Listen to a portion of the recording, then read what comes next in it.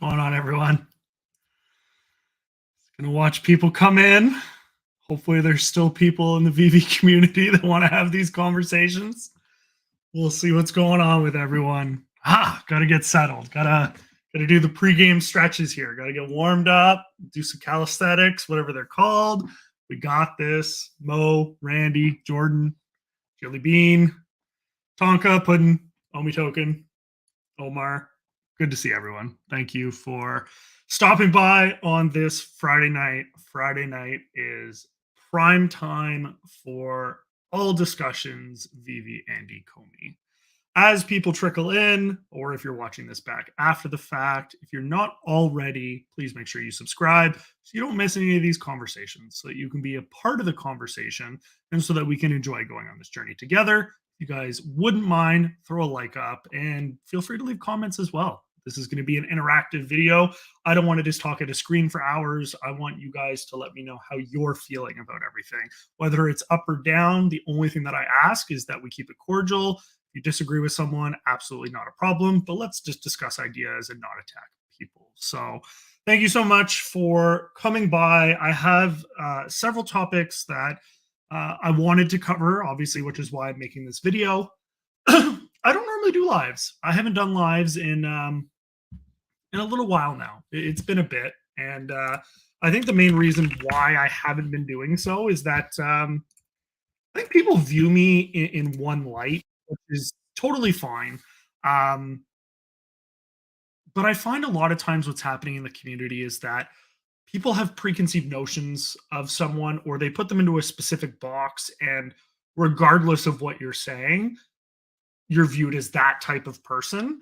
And regardless of what your idea is, regardless of what you're trying to get across, people are either going to like you or they're not going to like you. And in my case, I'm very fortunate. I have a lot of supporters, and I'm very, very grateful for all of you that do support me in the community.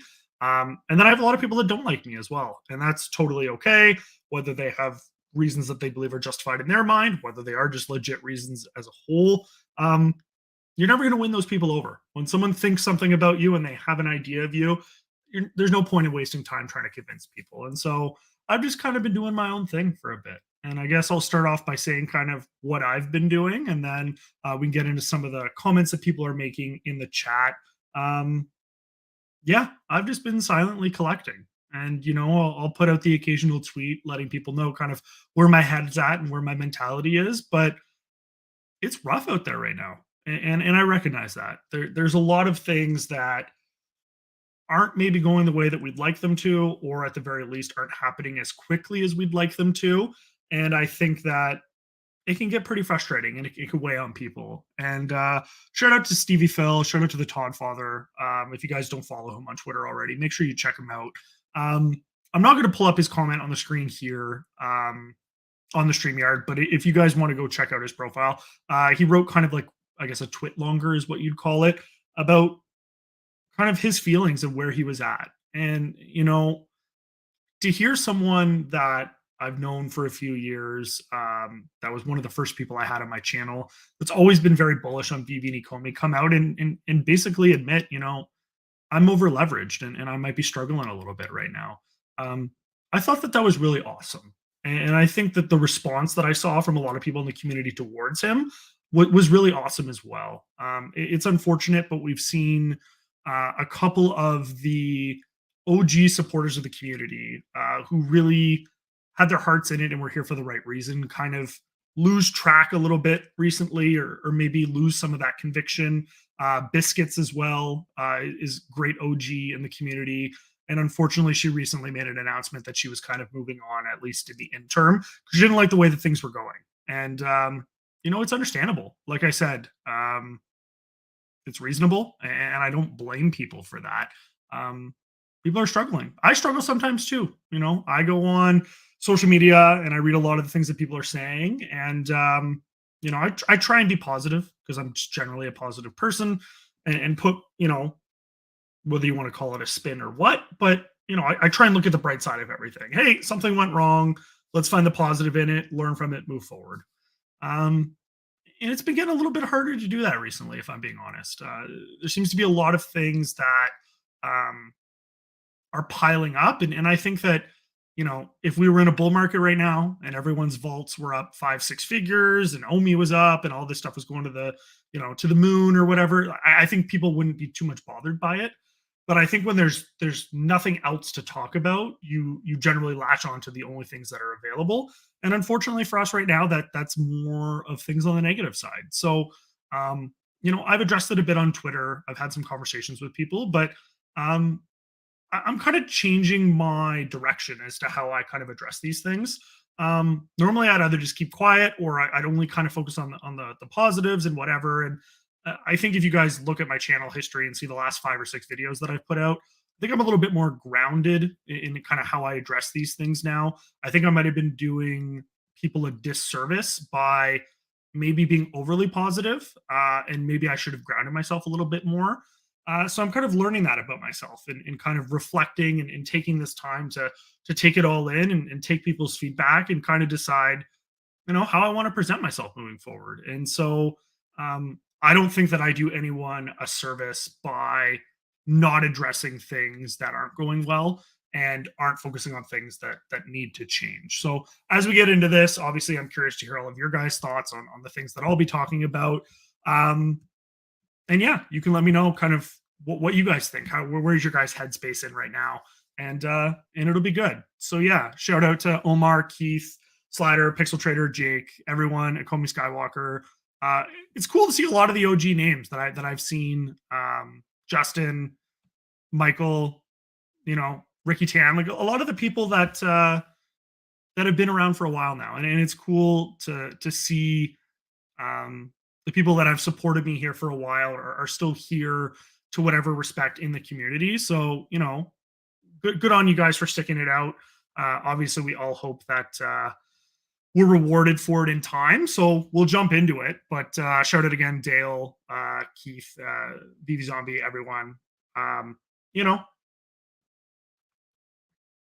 Mark, and got to get freshened up for this one. So here we go. So first thing that I want to talk about happened about a week ago. If you guys have kind of been out of touch with it or you've already heard about it a million times, either way, I'm sorry, but we're getting into it. OTC deal. So for those of you guys that don't know what an OTC deal is, OTC stands for over the counter. And basically, it's a mechanism in which two individuals can agree on a trade of a commodity, good, whatever you want to call it. In this case, in VeVe, people will either transact OMI tokens, OTC. For a long time, when transfers were enabled, people would do collectible trading, OTC, and then just do transfers and do the deal through a third party. And now in this case, a lot of that functionality has been removed. But as you guys are likely aware, there was some form of OTC deal that took place between a member of the community and the VeVe team. Now, no one knows the exact specifics of what took place in this deal. And I think where I struggle addressing a lot of these issues a lot of the times is that I address it very rationally, which people don't like. They want that reaction, the visceral, I'm upset, I'm angry, or this is super exciting, no worries. And so I just kind of wait for all the information to come out. And in this case, information hasn't really come out. We received somewhat of a clarification from Alex Gonzalez in the VeVe AMA the other day, which was a statement written by David Yu, basically just talking about kind of how they went about making this deal mutually beneficial for both parties and whatever the case may be. But I think it left kind of a sour taste in people's mouths, myself included. And I think there was a few reasons for that. The first one being the fact that it happened when no one else can do this is a problem. And I think that where VeVe has always shot themselves in the foot is either too much communication and then failing to deliver on what they've communicated, or not enough communication and then having to retroactively go back and address concerns. And I really feel like this falls into that. And we can see that VeVe decided to make a deal, and whatever the reasons were, I mean, we're never truly going to know if we're being honest, right? We're never really going to know. We can I could come up with 100 conspiracy theories. We're never going to know unless either this member of the community says something or David, shows emails and says something, right? So I think we have to come from it from the lens that we're probably never going to know all the information, which doesn't so much bother me. What really bothers me is that this is something that I think a lot of people in the community, had they known it was available, would have taken advantage of and didn't get that opportunity because of the way that it was done. And people had to kind of find out after the fact that OTC deals are available. But then there's the further layer where OTC deals are available, but what does that mean to the value of our collectibles and the money coming into the platform? So the first issue, communication fixes. Hey, we're going to be doing OTC deals moving forward. If you're interested, contact VeVe. Okay, perfect. No one's upset that this deal takes place. But then the second issue that takes place is, well, what happens to the money now? And I'm on the fence about it. For me, it honestly doesn't bother me too much that this deal took place. A lot of people are upset that it's pulling liquidity out of the market. But if I'm looking at it from a logical perspective, they're talking about how sub 40 collectible mints will never enter the circulating supply. And they've been very clear about that. And we can see looking at the data that no sub 40 collectible mints were transacted in this deal. Comics is a little bit of a different story, but that's more so because it's the first X amount that are held back in perpetuity rather than, random mints like they do with the collectibles. So I'm glad to see that that's the case. And the other thing that we need to remember as well is that if these OTC deals become a more regular occurrence, on the collectible side, it's really not an issue because there's only a max of 50 that VeVe has held back for each of those collectibles. So how many deals take place before there's just none that VeVe hold back? And once again, for the collectibles specifically, VeVe's not holding back sub 40 collectibles for sale for OTC. So why would anyone go to VeVe and buy an OTC collectible when they can just go to the marketplace and probably pay less because presumably, or at least what VeVe should be doing, is charging a premium for all those collectibles. So that so much doesn't bother me. Where it becomes an issue is with the comics. Because with the comics, for a 60,000 edition run, it's comic 1 to 499 that's held back. And for lesser edition runs, it's slightly smaller. But for the comics, it creates an issue because people went out of their way to spend a lot of money to acquire the lowest public circulating mint secret rare of X collectible or Y collectible or whatever the case may be. And I know a lot of these people. And I know that had they known it was an opportunity or available to them, they would have simply contacted VeVe and said, hey, I'll purchase these collectibles from you since they're not in the circulating supply anyways, and we'll negotiate a deal. So I think several issues stem from one independent issue, and that just comes from communication. They've always been very wishy-washy about what they're planning to do with the mints that they hold back. Maybe we'll burn them, maybe we'll do giveaways. We haven't decided yet. And I've heard the clips, I've heard everything that everyone else has said. Nothing was set in stone. There was no lies that they made. They never outright came out and said, we're never going to sell them. But I just think that had communication been better, we don't run into this issue. So, what's the solution moving forward? For me, the solution moving forward is better communication on this issue. If you're a whale and you know that you can purchase an OTC deal, then you can contact VeVe directly. There are still only so many scarce collectibles or whatever that people will go for before they run out. So I don't think it's going to pull liquidity from the market forever or that anyone needs to worry about that specifically. I also think VeVe is going to need to decide, do we sell all of them or do we sell a very small subset of them? If I'm hoping it's that VeVe holds back only a few of them to be sold OTC, because I don't think it's fair to anyone else that invested thousands, if not tens of thousands of dollars for low and special mints back when they were the only ones available.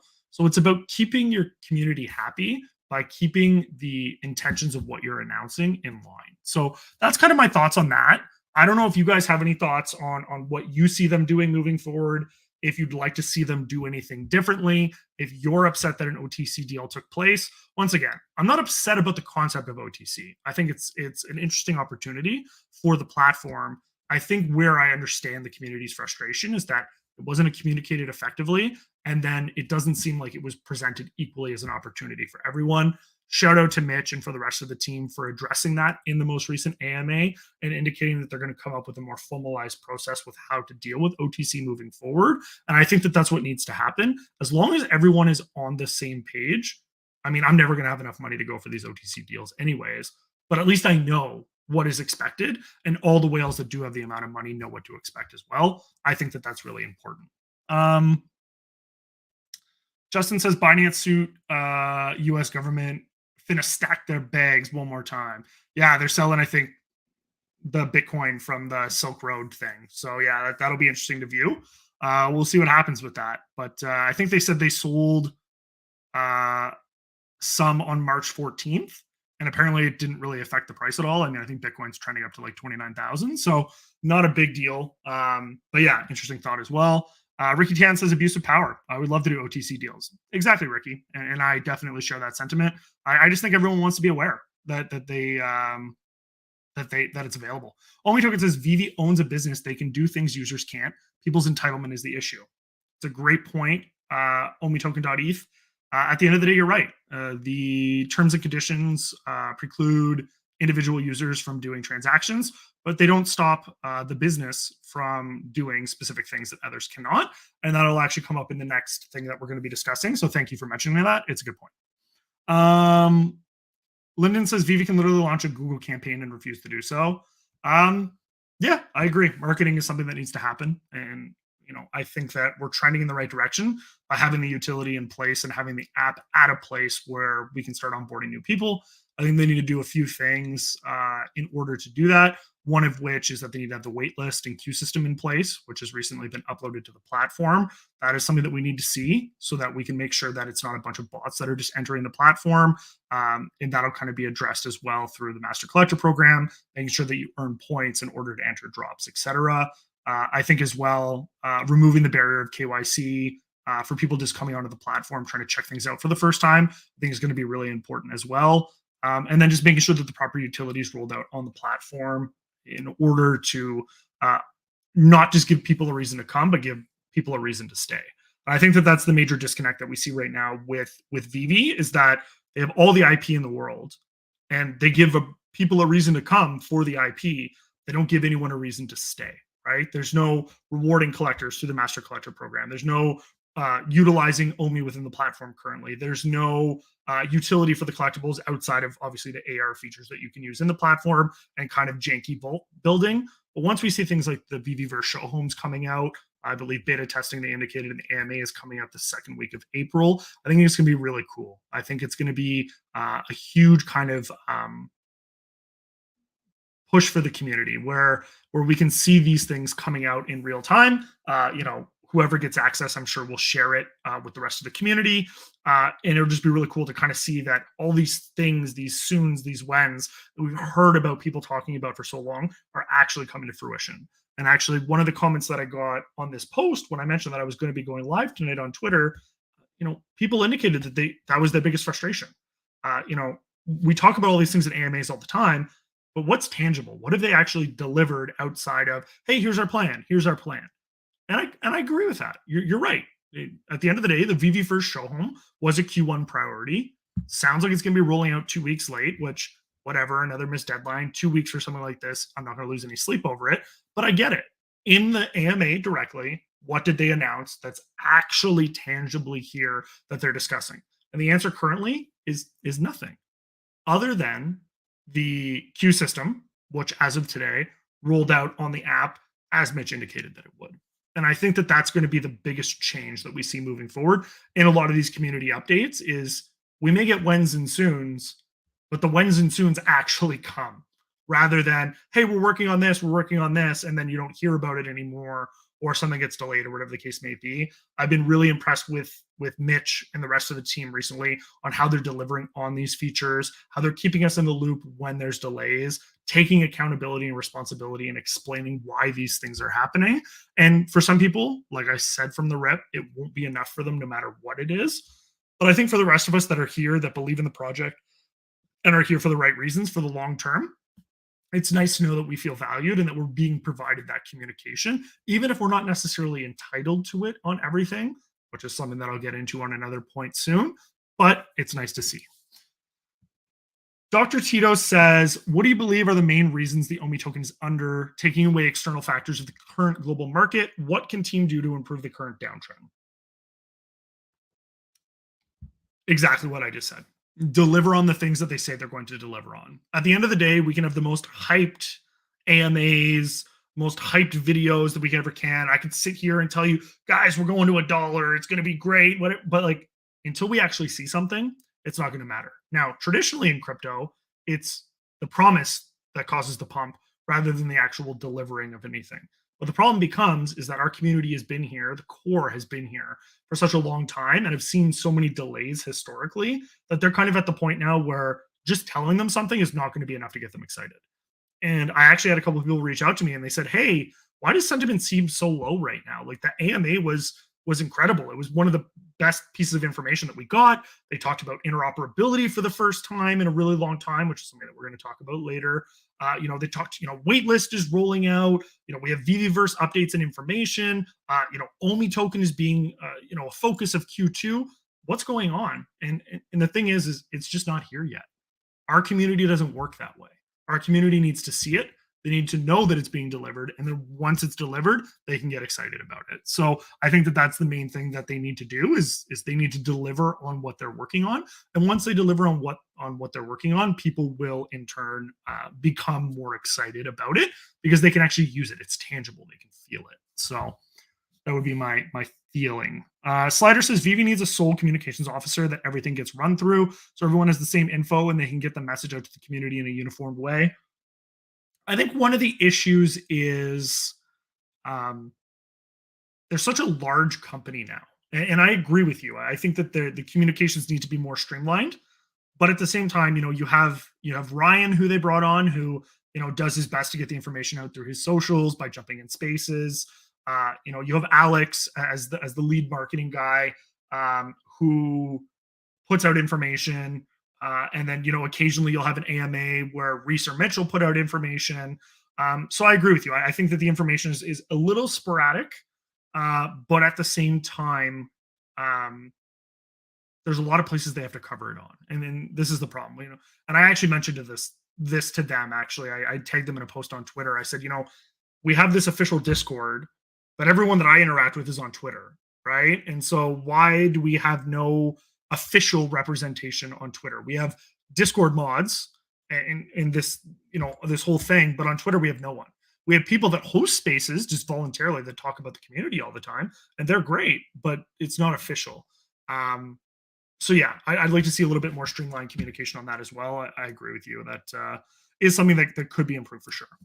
Dale says, so someone placed approximately a billion OMI sell wall yesterday, driving the price down under 0007. Then a large purchase directly after. So why the manipulation? Who's the manipulator? Is that trackable on chain? Why are we not on more exchanges? This was on Bitforex. So yeah, a couple things to unpack there, Dale. A billion OMI is obviously a lot of OMI. I mean, I think it's what $700,000 right now, which is half, if not three quarters, of our daily volume with the exchanges that we're on currently. I don't know how much of that was purchased on Bitforex and kind of what the rationale would be. My guess, logically speaking, in most of these cases, is that someone will put up a sell order to try and get people to undercut them to a lower price. And then that individual will buy up those lower orders, and it's generally an accumulation tactic. But it sounds like another whale or someone may have, been tired of this individual playing those games and decided to scoop up that OMI for a pretty nice price. So, who the manipulator is, I have absolutely no idea. There's only maybe a couple dozen people that probably own that much OMI, so I'm sure that people will come up with their opinions on who it may or may not be. But at the end of the day, unless you know someone's exact wallet information, it'd be very difficult to keep track of that, especially from an exchange. It'd be almost impossible. So I couldn't tell you. But at the end of the day, if people are liquidating and people are buying up that OMI, then hopefully it's people that believe in the project and want to hold on to it. So hopefully that answers your question. And then why we're not on more exchanges? The public answer is that we don't have utility yet and they're waiting on utility. Do I buy that fully? Not necessarily so much. I think that that definitely plays a factor. But we've also seen a bunch of meme coins that aren't nearly what the potential of OMI is get listed on major exchanges. So um, I'm hoping that it's a part of their master plan with when it comes to really rolling things out and targeting the marketing at the same time. But I couldn't tell you the exact reasons why. If I knew the answers, I'd probably be in a different position and not hosting this live. But yeah, here I am, and I couldn't tell you. So, Tito says, I'm worried that they are doing an OTC deal because they might have some cash flow issues, which would be a bigger concern. Yeah, I mean, I hear you on that. Um, I think that if they're that desperate for cash, then we're probably in bigger trouble than we think. I don't think that that's the case at all.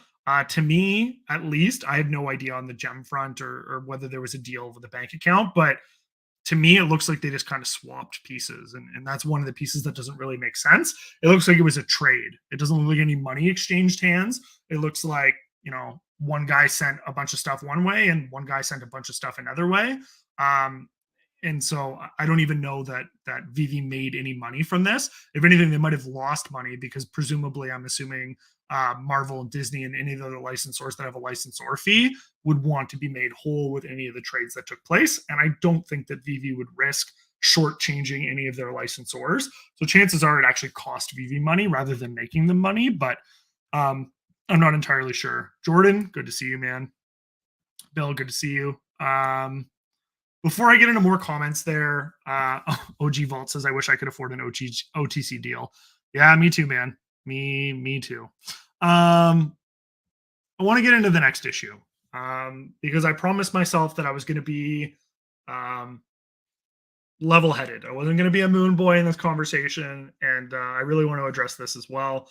And that's the second thing that kind of happened this week. The more recent thing, and I think the thing that people have been talking about more recently. I think the OTC deal kind of blew over because people found something else to talk about, and what they found to talk about was the mint mix-up and recovery from VeVe. So, for those of you guys that are watching right now that don't know what that was, Disney released a potion that had a functionality that you could burn it and redeem it for an NFT poster of the Disney Platinum moments. Pardon me.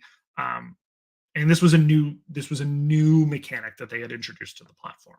Don't know how much testing went through it. Don't know what the issue ended up being, but ultimately, two individuals that burned their potions received sub 40 posters. So one person got a number 18 and one person got a number 26. Now, it doesn't help that this comes on the heels of the OTC deal, where VeVe has made their stance very clear that we do not sell, we do not trade, sub 40s do not enter circulation anymore. So, not defending VeVe on this, to be clear, but their mentality is very clear as how they have to address this now. These cannot be in circulation, no matter what.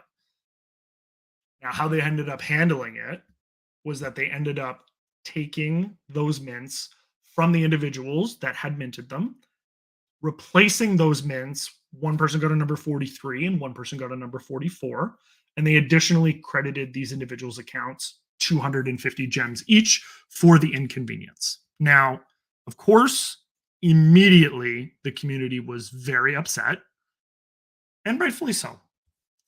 I think, and I put out a tweet about this to kind of make things, I said it without saying it. When we're looking at a situation like this, we're looking at it through the lens that most appropriately or most applicably fits our situation.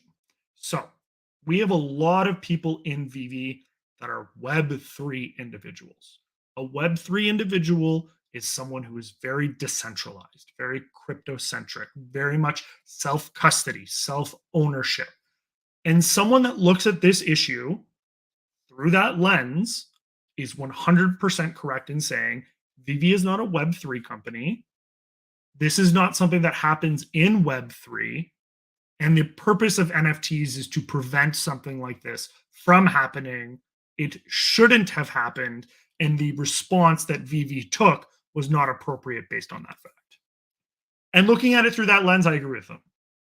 I think the premise of an NFT is supposed to distinguish and dictate ownership of something. And once you are in possession of that item, you own it. And the entire premise is that no one else can do anything with it without your permission. So I agree with that. However, there's also a very large subset of the community that comes from the Web 2 background, which means that they're not crypto native. They come from places where companies can do this to you. And I gave an example when I put out the tweet at the time, and a lot of people got mad at me. A lot of people jumped down my throat. But it's important to understand if you bank at a bank, we'll say Chase Bank, and Chase Bank deposits $10 million into your account by accident. If you don't report that they put that money into your account, you can actually be the one that gets in trouble. Now, of course, if you don't know and you don't spend any of it, they just take it out. That's not a problem.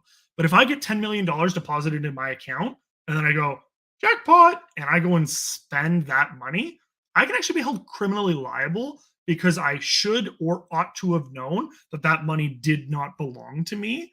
And I had the responsibility to return that money. Now, to be clear, people do not want to see this happen in VeVe. I do not want to see this happen in VeVe. I want VeVe to be able to prove to people that they own their assets. Because if you don't feel like you own something, then what is it that you're buying? But I think that this is where the disconnect come from, and this is what we need to address in this specific issue. VeVe is a Web 2 company that's moving towards Web 3. They are not a Web 3 company. This is probably also not the way that you move towards Web 3, but the reality of the fact is VeVe is a Web 2 company. They control the assets that you purchase on the platform in their own custodied wallet. It is an NFT. It's minted as a smart contract on the blockchain, but you do not control what happens to it outside of the platform. And VeVe's TOS does reserve the right to correct mistakes or address issues as such. Moving forward, and something that they've addressed in the AMA that came out the other day was interoperability. Now, interoperability will allow people to have self-custody of their assets, which is going to be crucial not only for the value of the assets, but for people's feelings of security when it comes to the items that they're purchasing. Why would anyone want to spend any substantial amount of money if they felt as though VeVe could just take it from them?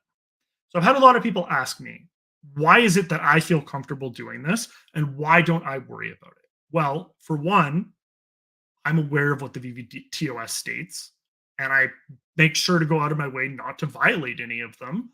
But I also understand that mistakes happen and that VeVe has the ability to correct things when they happen. And one perspective that I think is important to present in this issue is that we don't know what is done with those sub 40 mints. Presumably, there are licensor obligations. And one of the things that kind of struck me or hit a chord with me when it came to considering this concern is that what if every 18 mint or every 26 mint is automatically guaranteed contractually to Disney as the licensor? And then the issue becomes, well, they don't have that anymore. So did they get fined from VeVe or by Disney to VeVe? Or what is that issue? Where does this disconnect come from? Now, does that excuse VeVe for just going into someone's wallet and taking it from them? Absolutely not. Do I think that VeVe went above and beyond its responsibility to address the issue? Yes, they did. However, this is an issue that should have never happened in the first place. I've seen some people suggest, should have just let them keep the mints. And at first, my gut reaction was, yeah, they should have been able to. However, as long as you can keep Disney happy, everyone as a whole is going to be happy on the platform. And I feel for the two individuals that were affected. I don't think that any amount of compensation could have made up for what they lost. But in the grand scheme of things, how do you convince Disney as a licensor to go interoperable with their collectibles when you're in a walled garden system and you can't even guarantee what is supposed to be paid or owed to them? So I think looking at the larger picture, it was a necessary evil that needed to take place. I don't think that that excludes anyone from what they did. But at the end of the day, I understand it. I think that the way that it unfolded was unfortunate. And I am curious what you guys think about it. I will say Shout out to Sergio on Twitter, Sergio Collects. He actually ran a poll and asked people how they felt about it. And over 1,000 people responded. And about 60% said that they were fine with how VeVe handled the situation. And 40% said that they weren't fine with it. And I think that that really shows the demographic of the individuals that we have here in the community. I think everyone understands that the situation wasn't fair. And I think that that's where kind of the line gets drawn sometimes, where people think that you're taking VeVe's side because they did what they had to do in the situation. I don't think it's fair. I'm in the 40%. I don't think that it's fair.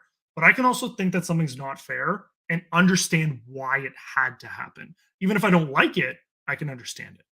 Interoperability will fix those issues. I do firmly believe that interoperability will come. I think the people that choose to take advantage of interoperability once it does come will feel more secure with their assets, and the ecosystem as a whole will flourish because of it. Jordan's 8 subs from 1,000. Guys, go make sure you check out Jordan Riz, content creator in the community as well. Has been putting in the grind there for quite a while. Make sure that you guys go give him some love. 8 subs. I'm sure that we can get 8 of the 106 of you guys that are here right now going to check him out. I would really appreciate that. Let's get him to 1,000 so that he can get monetized. For those of you guys that don't know, I make, if I'm lucky, $6 on a YouTube video. So, I mean, we're really not doing this for the money, right? We're doing this because we love the community. We love to chat with everyone. But giving them a little bit of love and support goes a long way. So if you can go help Jordan, I'd really appreciate it. Dale says OTC is fine with me, only after we control ownership and can move it off chain. Like I said, interoperability is going to be a key factor. And I really love to hear that they were focusing on it with IMX, that they were exploring different options. And it seems as though licensors are more open to this concept as well now, if they're already actively exploring solutions. Some people have pointed out, HRO has interoperability. Palm NFT has interoperability. I think it's important to understand that, one license versus hundreds of licensors require a little bit of a different handling of a situation. I don't think that means that it can never come. But once again, if VeVe can't even not mint some 40s going public, what's going to happen when they have a flick of a switch and Disney doesn't want their NFTs interoperable yet? And then someone at VeVe accidentally flicks that button, and then Disney sees all of their NFTs going interoperable, which is against their licensing agreement. The lawsuit and the issues that we'd run into as a community just make it not worth it, in my opinion, at this time. But overall, it is something that needs to come to the platform. It's not a nice to have. This is fundamental for a Web3 blockchain project, which once again, I don't know that VeVe's at that point yet, but they do seem to be trending in that direction. But they need to make that leap. And one of those leaps that they're going to make is going to involve the self-custody. Truck and Hank, good to see you. Let's go indeed. OmiToken.e says it's not the community's frustration. It's 5% of the community in the loudest mouths. I mean, you might be right as well. I actually was really surprised to see Sergio's poll and had 60% seeing as in favor of what VeVe did. It made it very clear to me that it may have been more of the silent majority that were upset about it. But that doesn't mean that just because you're in the minority, that your concerns aren't valid. So I think it's important to address these. Yeah, Justin says, if I knew about OTC, I would have made an OnlyFans. I think Randy's joked about doing that. Shout out to Randy Chavez. He's talked about putting up feet pics, I think, or something. I'm not sure. But Kai says, is it possible for market to return a previous all-time high, or is that completely out of the question? The market was definitely manipulated up to that point on VeVe. I don't think a lot of us, including myself, were aware of just how rampant a lot of the issues were when it came to gem fraud, botting issues, and just manipulation of prices. I think for certain collectibles, it's definitely possible for them to eventually hit their all-time highs and beyond. I don't think it's possible for the entire market by any stretch of the imagination. I think just because something is scarce does not automatically make it valuable. Not all IPs are designed equally, and so I don't necessarily think that all of them will, but I definitely think that some can. Big A says, the more I think about it, the more I believe it was correct to take mints back. They were never intended to be on the market, but should have compensated closer to actual market value of those, i.e. 2 to 4K. Yeah, I agree with you, Big A. I think it was something that they had to do, but once again, I don't even know how you determine a fair market value for something like that. And once again, anything that VeVe did would never have been enough because the action that they did automatically precluded them from having that luxury, right? So I was actually surprised that they gave them 250 gems, if I'm being honest. I thought, hey, give them the 43, the 44, and they'd leave it at that. But good on them for giving them a little bit of extra compensation as well. Like I said, some people think that they shouldn't have gotten any compensation. Some people think it's enough, and some people think it'll never be enough. But I hear you on that. Dong says, what do you think about the timing of major exchange? I'm hoping that once we see only the NFT in Q2, that we'll finally have utility for the token. And as per the team, utility was kind of the prerequisite that they were looking for, in their words, for exchanges to take them seriously. So I'm counting on having utility at that point. And then I'm hoping by some point in Q3, we can start to see some exchange listings. I'm not thinking that we're going to see, major exchanges like Binance as an example, but even if we get like a KuCoin or something like that, I think that would be absolutely fantastic. It would help with liquidity, and it would definitely help with morale in the project. So, James says, are you still bullish on OMI on a 5-year outlook? I'm especially bullish on OMI on a 5-year outlook. Am I bullish on OMI on a 5-month outlook? Not so much, if I'm being honest. But long term, I think that if they're able to institute everything that they're planning, I don't see why OMI cannot be a very successful token. Now, of course, there's no guarantees in life. And thus far, financially, I've been wrong. I'm definitely down on my investment from where I invested on. And I can accept that. I'm a big boy. I'm not losing any sleep over it, despite what some people on Twitter may think. But at the end of the day, OMI is built to be used by individuals on VeVe to burn in order to make it valuable over a period of time. It's not being used on VeVe right now. So until such a time that it is being used on VeVe, it's hard to be bullish on it in the short term. I'm bullish on it in the extent of what I believe it will become rather than what it represents currently. And I'd rather get it on the ground floor than wait until everything's been delivered and pay the premium. Although I kind of already paid the premium because I definitely bought it for more than what it's worth now. But at the end of the day, that's why dollar cost averaging is so important. That's why I have been dollar cost averaging into the token. And that's why, I'm fairly happy with my position. And we'll see once OMI to NFT comes if I'm able to extend it up from there. Thomas says, what up, Foster? Great meeting you in New York. Told you that you remind me of my childhood best friend. Glad you're still here, buddy. Cool, Thomas. It was good meeting you too, man. Thank you for saying that. It's nice to see you guys here. So thank you for that. Omitoku.e says token needs OMI to NFT, then exchange very fast. Yep, I'm hoping so as well. Omar says 9,000 was sold to BTC. Okay, on March 14th, 9,000 BTC were sold. Didn't seem to affect it too much, so that's good. G-Flow says, do you believe OMI can break 10 cents next bull market? G-Flow, I hate to do specific price predictions. And I've actually not really, I've never publicly done a video about price predictions. When people ask me, I answer, but I've never really done price predictions specifically. 10 cents with our current circulating supply would be about a $27 billion market cap. Do I think that $27 billion for a project like OMI is possible in a bull market? Yes, I do.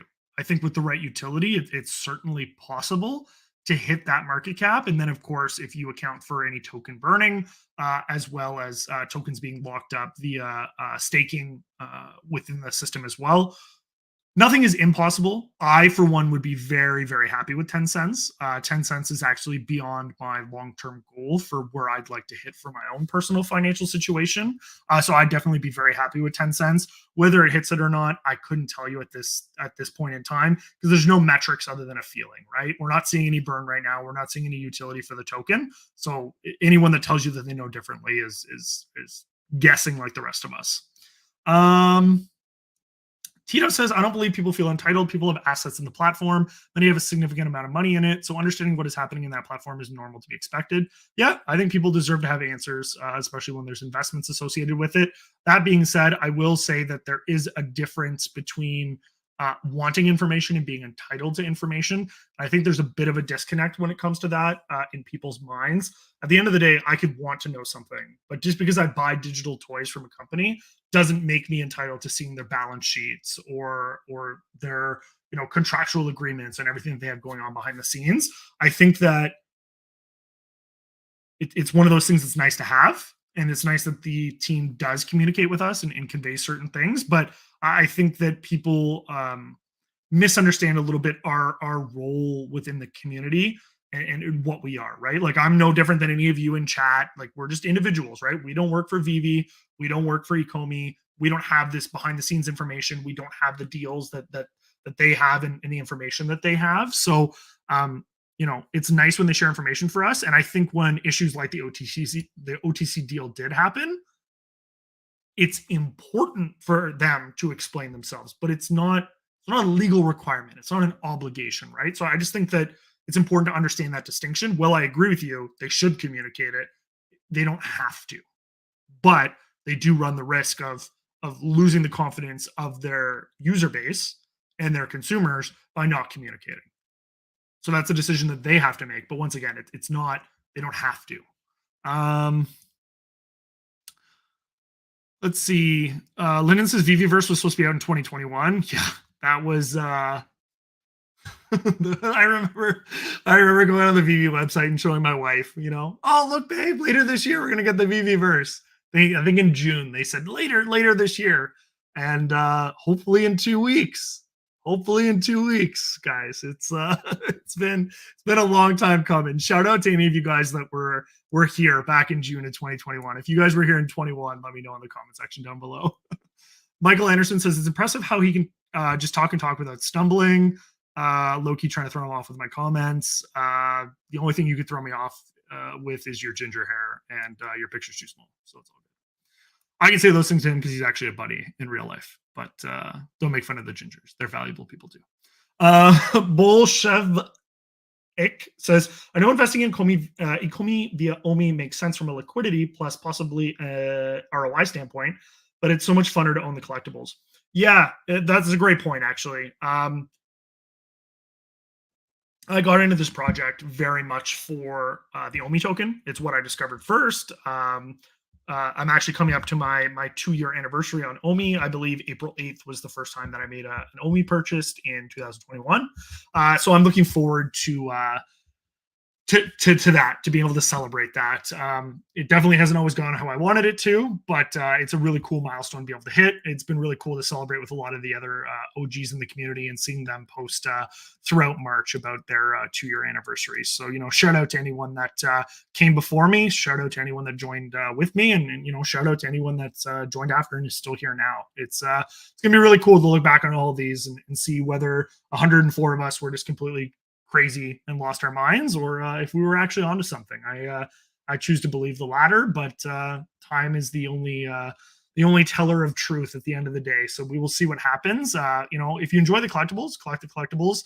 I collected the OMI, and now I have 129 sets, 610 collectibles, and a couple hundred comics. So I don't know how that happened, because I also agree. I was very adamant that OMI was the better investment, but it's been really fun to collect a lot of these major IPs that reminded me of a kid and of being a kid, and that I'm able to share with my kid, my daughter, moving forward. So I guess on a personal note for me, I guess while I'm on the topic, I actually have a daughter due in April, so I'm going to be having my second child. So if I'm not as communicative on socials or anything like that, not ignoring anyone, I just am busy getting no sleep and dealing with a crying child. So we'll be introducing daughter number 2 to the world at some point in April, and I'm really looking forward to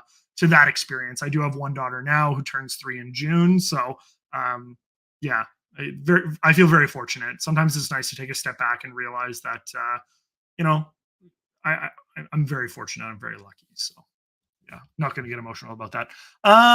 Lyndon says 90% of the crypto market has no utility. Completely agree. Iron Man, what is going up with you? Justin says if you lived in North Korea, you'd see utility. Maybe, not touching that one. Blue Storm says the extended showroom was supposed to be out at the least. Yeah, so the VeVeverse phase 1, for those of you guys that may not know, VeVeverse phase 1 will be the showroom, so the extended showroom. So you're actually going to have the showroom.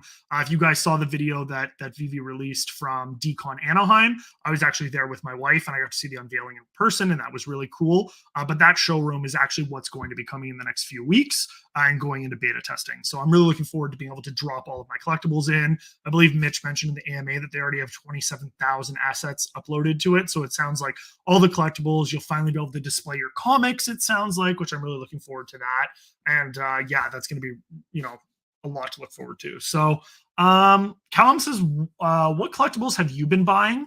At this point, ever since MCP came out and I got beta access and got access to my rank, I've just been looking to complete really cheap sets to try and get the set bonuses for my MCP points. I told people publicly that I thought it was a terrible idea like 6 months ago when the MCP article came out. And of course, not taking my own advice, I see this thing and I'm like, oh my God, I got to get it higher. So I've been doing that. So that's been fun. And then beyond that, I completed the Platinum Moment set. I finally got the Flying DeLorean. I haven't gotten the Hulk yet, but I'm planning to get that. And yeah, I've been mostly focused on the collectibles, not so much the comics. Ernesto, what is OMI's purpose? Seems like VeVe created it as a means to raise capital and are now trying to find a reason to keep it. You're not wrong. They definitely did use it to raise money at the beginning. But the intention was always that it was going to be the primary currency in the platform. So I think this is a really good question, Ernesto. So I'm going to take a minute to answer it here. So originally, when the platform was created, the intention was that the OMI token would be the only means to transact within the platform. So you would be able to buy collectibles with OMI in the primary market, buy collectibles with OMI and sell them in the secondary market. And it was going to kind of be like an Ethereum, but specifically for VeVe to interact with the NFTs. There's a couple problems that come with that, and they kind of identified it. The first one being in the primary market. In the primary market, they need to be able to sell down the money that they're receiving in to pay for licensor fees, to pay for their staff, to pay for development costs, and so on and so forth. So if we had a drop of, I think the most expensive drop we've had to date was 3.6 million. I think the Spider-Man drop was 3.6 million. $3.6 million worth of OMI would be sold down because they needed fiat to pay for all of their stuff, because Disney doesn't want OMI. Marvel doesn't want OMI, right? So this was a huge issue. So it's funny because you'll hear David sometimes, and he's mentioned this in a few AMAs. He said, well, we never really planned to have like a cash out option, like a cash out. And people freak out. They're like, oh my God, what do you mean I was never supposed to be allowed to get my money? But what people don't understand, and what's missing from the context on that, is you were going to be able to cash out because you had OMI. So OMI was always going to be yours. So there was no need for a cash out. But with gems is an app currency. It's not correlated. It's not related to anything. So that's why they needed a cash out. So I think it's funny. Sometimes I'll hear people talk about that again. Well, they never even intended to have a cash out. Well, no, they did. It's just the cash out was going to be OMI. So first problem was they'd have to sell down 100% of it in the primary market to recoup costs. Secondary costs, or the secondary issue, was the byproduct of the first issue, and it was volatility. One OMI is always going to be one OMI, but one OMI is not always going to be 0.001 or 0.004. It fluctuates so much. So why buy something with a currency that's worth $1 one day and is worth 20 cents the next day? It was too volatile. And they were concerned that people weren't going to be able to adopt and understand the currency. So by creating a gem, which in effect is a stable coin, it eliminated any of that confusion and issues. Now, they had OMI to NFT operating in the store for a few months. But then there was regulatory concerns about buybacks and issues with taking the token and selling it down to pay for operating costs. So they ended up having to scrap it and put it on the back burner. And since then, they have been working very hard in order to create a fully functional utility program for the OMI token to return that utility to it. They've committed to burning 5.6 billion tokens from the Business Development Fund to offset any of the buybacks that would have taken place over the last 2 years. And then on top of that, they've committed to coming up with a mechanism that would be just as, if not more effective, as buybacks would have been back in the day. So I agree with you. They definitely used it to raise money, and they're definitely trying to find a reason to keep it, but I don't think it's at risk of going anywhere. It's just taking the time to make sure that you have an appropriate program that's regulatory compliant, that functions correctly in the ecosystem, and is beneficial to both users and holders. Omitoken.e says be a moon boy. There's no legitimate reason not to be. Yeah, I agree with you. I think sometimes it's important to look at things objectively and to say I'm a moon boy. I'd say my overarching feeling is that I'm a moon boy because I'm very positive towards the project, but I have absolutely no problem admitting shortcomings when I see them and when I'm asked about them. I just don't go out of my way generally to focus on these issues. I wanted to touch on them tonight because I've seen so many of them that it's just impossible to avoid. And if we're going to be talking about them anyways, let's have an educated conversation on it. But for the most part, I generally avoid most of the stuff that people talk about because I know it's going to blow over in 24 hours anyways, and it's not worth it. So, Kania says, I like the utility FUD brings, helps my discount double check. Yeah, I hear that. OG Vault says VeVe should be courting the crypto community, not scaring them away by doing Web 2 things. Yeah, I agree with you. I think that they want to have mass adoption, which goes beyond the crypto community, but they need to very much recognize that the crypto community are the ones that got them to the stage that they're at now.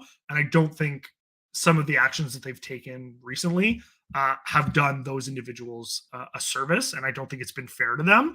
I agree with you. And I think that that shift needs to happen. And I think people like Mitch recognize that and have spoken on the fact that it will happen. So it's just waiting to make sure that it does. Um, let's see here. I'm really, really far behind. I apologize, guys. I want to get to like everyone's comments here, but I just realized I'm like really far behind.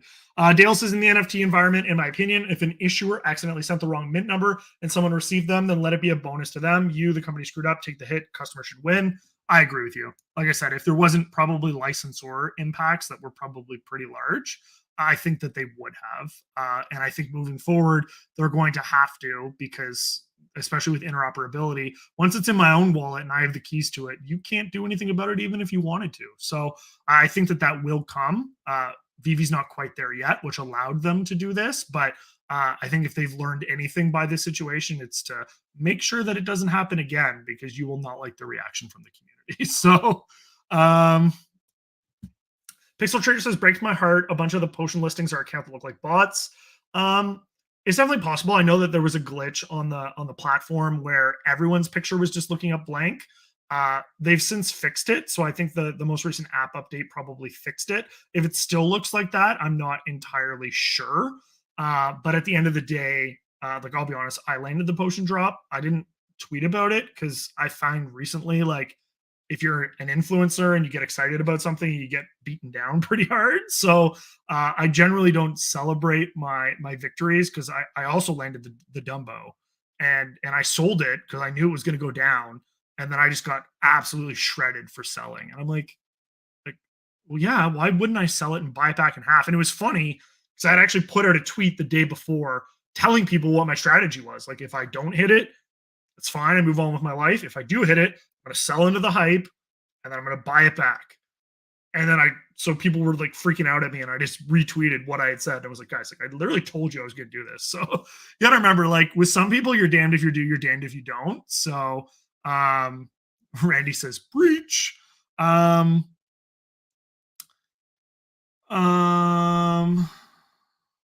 He says, but the difference is these people paid for what they got. Yeah, I agree. Like I said, it's a crappy issue. Justin also, VeVe taking back an NFT won't be forgotten. No, and I don't think that it should be forgotten either. But at the end of the day, once we have self custody, then it's really not going to matter whether people remember it or not because like you own your stuff. So that's kind of how I'm viewing it. Superstar money, what's going on? Is this where we come if we are suffering from something? What's going on, boys? Superstars in the house.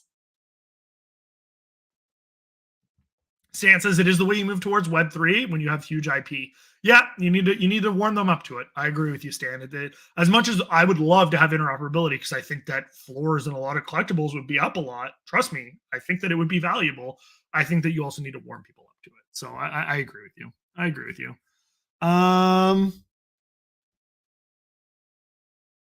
Only because my salad has olives on it. I want my whole check for free. That's the attitude of many of these folks. Find a problem in anything and see the worst in others.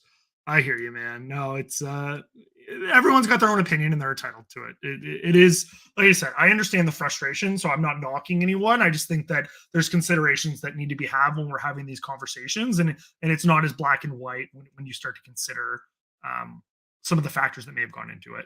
Omar says the person that got the 44 flipped it right away. Yeah, and I think they also had it listed for 5K as well in the marketplace. I think both of them had it listed. I think one had it listed for 19.9, one had it listed for 5K. So I mean, I'm assuming their intention was to flip it, but I mean that doesn't really excuse just because they were going to flip it anyways. But at the same time, for sure, it's not like they were long-term holders for what it appears, anyways. Taffy, thank you very much. Good to see you. Dale says I would gain more trust in VeVe the moment I can move my Spider-Man back and forth between my treasure and the app. 100%. Like I said, interoperability is going to be one of the main catalysts to value on the platform. Absolutely no doubt, especially with a lot of the Grail IP. I don't think anyone's going to concern themselves too much with moving a $5 stamp back and forth, but definitely a secret rare Spider-Man or a partner statue or anything like that, definitely wanting to have control of that is important. So, let's see. Scrolling through. Non-fungible token says self-custody of what though? Their files aren't and won't be blockchain as far as I can see. Yeah, I think that's a little bit of a misconception with how NFTs work. So NFTs are just smart contracts, right? So you hold the contract, proving that you own whatever is written into the contract. But like you said, they're 3D assets. They're not going to be physically on the contract itself. At most, it'll be a 2D image of whatever it is that you own, and that's actually fairly standard across most of Web3. There's IPFS, so there are designated servers that people can pay for to host certain items. So I think like Bored Apes, for instance, is hosted on IPFS, where you actually have to pay like quite a bit of money to upload that image. But once again, there's always going to be, and I don't mean to be anti Web3 because I'm really not, but there's a little bit of a disconnect between the fact that almost anything that's decentralized has a form of centralization to it. And kind of what I mean by that is even if you have something uploaded to the internet and stored on a server, you can't access it without the internet and you can't access it without the server. So if a server is hosting a picture and the person that's responsible for paying for the server stops paying and the server is no longer being hosted, then it doesn't matter that it's being hosted on a server, or it doesn't matter that it's being hosted on a cloud chain. If the internet goes down, it doesn't matter. If you don't have access to the internet, it doesn't matter. So at the end of the day, until we have a decentralized internet, like it really doesn't matter. There's always going to be a form, like you can have decentralized DEX exchanges to exchange crypto on so that you own the keys. But once again, if the internet goes down or you don't have access to the internet, it doesn't matter if there's a DEX because you still need to use Verizon, AT&T, whoever your internet provider is in order to access that DEX. So there's always going to be a form of centralization. It's to what extent people are willing to put up with the centralization that matters. And I think that in this instance, VeVe has shown that too much centralization goes against the belief system of Web3. So I think it's important to recognize that and make changes to support moving in that direction. But I think it's also important to understand that even if we're Web3, if VeVe was to hypothetically go under, you can hold the smart contract all you want. But if the picture that is associated with that contract is being hosted on their servers and VeVe no longer exists, then your smart contract doesn't contain any information anyways that would allow it to be valuable. So something to think about, not to scare anyone, because I don't think that that's going to happen at all, obviously, or else I wouldn't have put money into it. But it's just something that people need to be aware of. People just think that like, wow, it's decentralized, that's going to fix the problem. And it's like, well, yes, it fixes some problems, but it doesn't just guarantee everything. Like cryptocurrency is inherently decentralized. You own your assets, or at least you're supposed to. But if you trade them on BlockFi or Celsius or FTX, they control your keys and therefore it's not your crypto. So why are you getting into crypto if you're not going to control your own stuff? Because I always tell people, like, all of my OMI is on a ledger. I tell people, like, hey, put your OMI in a MetaMask if you don't want to pay, or get a ledger, get a Trezor, get something so that you can control the keys to those. So people need to make those decisions for themselves, but they also need to be aware of kind of the issues that stem along with that. Because it's not as simple as just saying, hey, I'm gonna move it into my own wallet and I own it. Well, yeah, you own the smart contract, but whatever's hosted on the data in the smart contract only matters if that centralized entity is paying for it, unless, once again, there's a decentralized version that's hosting it. But by and large, that's not the case.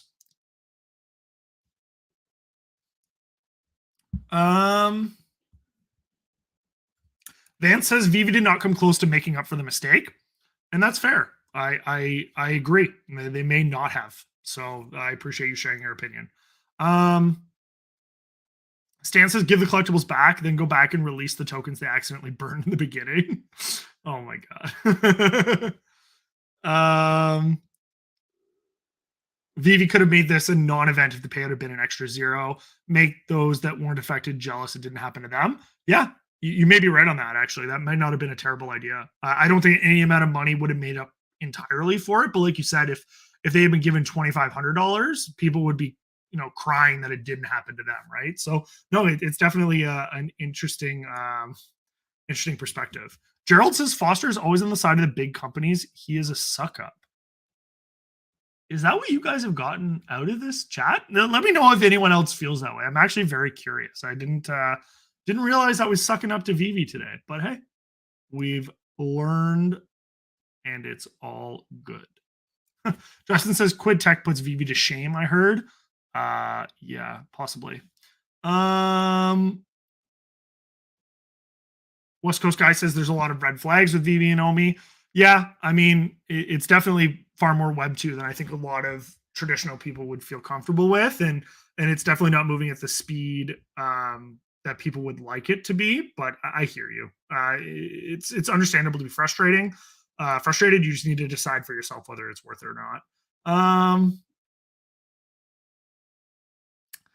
Iron Man says Palm DC NFTs have no interoperability yet. Yep, yeah, I guess that's a good point. I guess can you even use crypto to buy them? I guess they're working on it. I guess it's on their roadmap, but that's a good point. I think I included them in the HRO conversation, and you're right. I should know that because I own a Batcal and it's not interoperable. But no, that's a good point.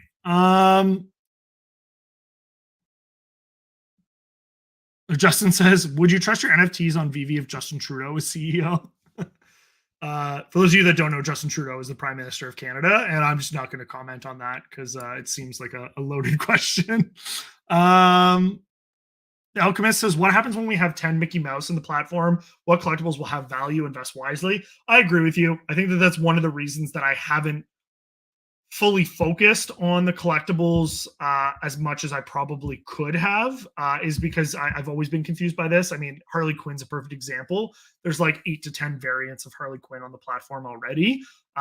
What makes Harley Quinn 19 more valuable than 13, more valuable than 44, and so on. So I agree with you. I think you need to, enter this area cautiously. And I think at the end of the day, you should buy the stuff that makes you happy and things that, obviously you can speculate on future value, but yeah, I mean, there's only going to be more and more collectibles. So I think FA may play a role if people believe tags have an importance, and obviously just IP that have withstood the test of time. It's why I focused a lot on the Disney and Marvel IP.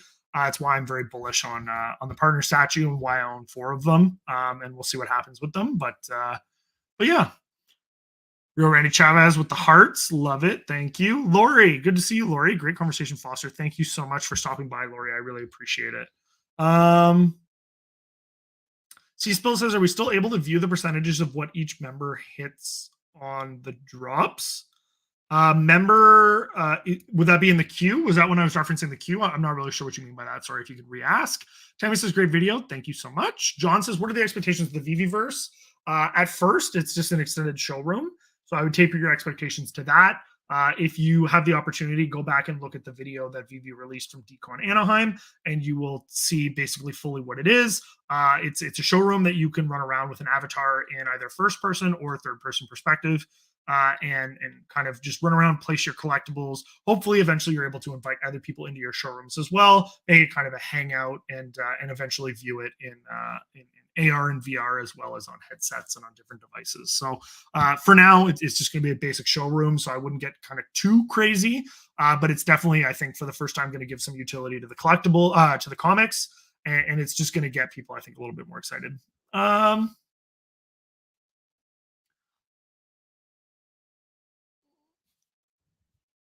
Let's see. Ryan says, "Hey Foster, nobody is talking about the transfers between Danny and David. Well, everyone else is excluded. Didn't they do transfers between each other? I see this as a bigger issue." Yeah, Ryan. So touched on this at the beginning of the video. You may not have been here yet, but that was actually the first thing that I spoke on. Maybe just go back, and I won't rehash everything on it, but just go back and watch that beginning clip. But quite a few people have covered it, and I've spoke on it here briefly as well. So you can go check that out. OmiToken.eth says, "Is this your first crypto winter and bear market?" Yes, it is. I got into crypto in April of 2021. Omi was my first crypto investment. I've obviously looked at other projects in the last 2 years and checked things out. I just haven't found anything more that I've liked better. There's definitely obviously been a lot of tokens that have performed better, but not ones that I necessarily understand the premise behind. So for me, I've just kind of stuck with what I've known, and put commitment into learning as much as I can about the project. And while I've been obviously frustrated along with a lot of other people with a lot of the delays and things that have happened, I'm still very bullish on the long-term sentiment of the project and the way that things will hopefully move towards. So yeah. Randy Chavez, 157.7 million Omi. Congratulations, man. That's absolutely fantastic. I remember when I first got into Omi, looking at Randy talking about how he wanted to get to 50 million as his goal. And it's just been really cool to see him move towards that goal, continue on moving forward. So good for you.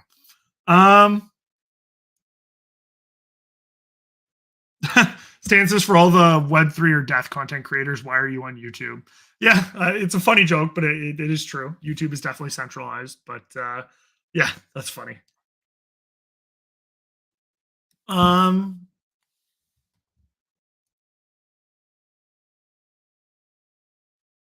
OG Vault says, "I always said I like the fix. It just scares Web3 people away, and normies aren't interested." Yeah, I agree. It wasn't an ideal situation. The only way to fix it is to have had it not happen. So, no, I agree with you. Froey Comey says, "Evening Foster, what are your thoughts on future potions being dropped with platinum moments? Will collecting all potions be a thing? Future potion airdrop for holders of all potions?" It's definitely possible. I honestly thought the potion was kind of a gimmick, because generally what would happen is you'd complete a set and you'd get an airdrop for free. So now what they're doing is just giving the opportunity to buy your way into an airdrop, but you also have to own a collectible in order to use it. So it's just kind of a way for them to double down on making money, but with a cool thing. So I think kind of having done it once was a cool concept, and I hold the potion. I'm going to hold on to a potion. I think it's cool. I think if they did it kind of for all the drops, it would get kind of tiresome. I don't know that I would agree with them doing that. So,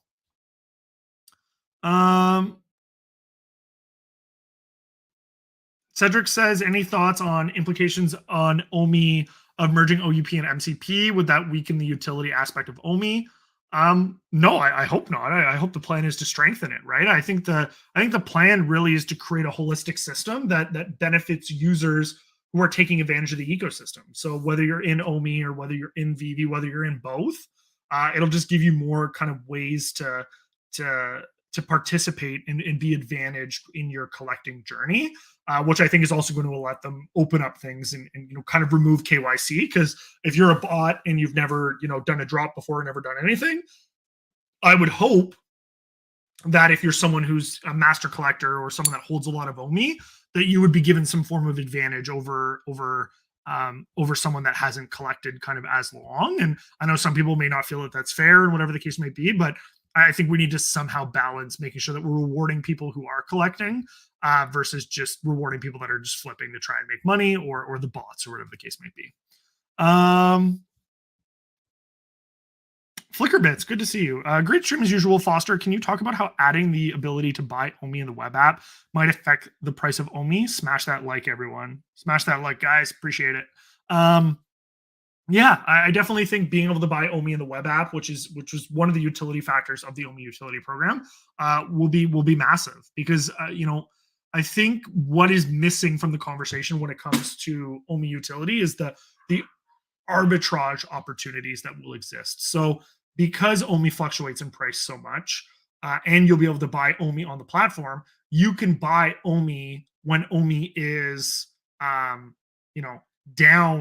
10% on the day, and someone hasn't switched their listing around yet, and they're asking for a million OMI, and a million OMI would have cost you $1,000 normally, but OMI's down 10%, so it actually only ended up costing you $900. So it'll just allow you to kind of play the game and arbitrage in both directions. So I think that there will be definitely a lot of advantages to having the ability to buy OMI on the platform, because some people may put up OMI only listings. So if you put up an OMI only listing and someone really wants that collectible, then they're either going to bring OMI onto the platform that they bought from an exchange, or they have their credit card, they can one-click buy and get that OMI and be able to make that purchase. Because you also have to remember as well, there's no cash out fee for OMI. You can just, it's already in your wallet. You just transfer from layer 2 to layer 1, whereas the gems is a 10% cash out fee. So for some people, it might make more sense to make the purchase in OMI, save that cash out fee, and then in turn pocket the difference. So there'll be a lot of really interesting opportunities. There'll be a lot of game theory and numbers that we can run, and as it becomes more of a system, I'll be looking forward to putting out all of that. So also, All Chat Gaming, thank you so much for the super chat. Definitely not needed, but appreciated. Thank you for that. I appreciate the support of everyone. So thank you.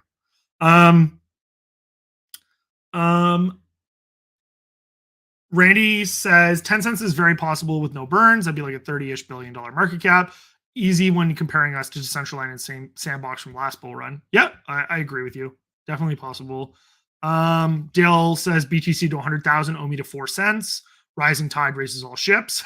Not currently. OMI's definitely not trending with the rest of the market, but in theory, I do agree with you, Dale. And it would be nice to see that. Ryan said, did Danny and David exchange collectibles as an open transfer from one account to another like we had before? No one really knows. We just know that an exchange took place. Obviously, it was facilitated by VeVe in the back end, but to what extent it happened, we have no idea how it was done. Other than they acknowledged that it happened.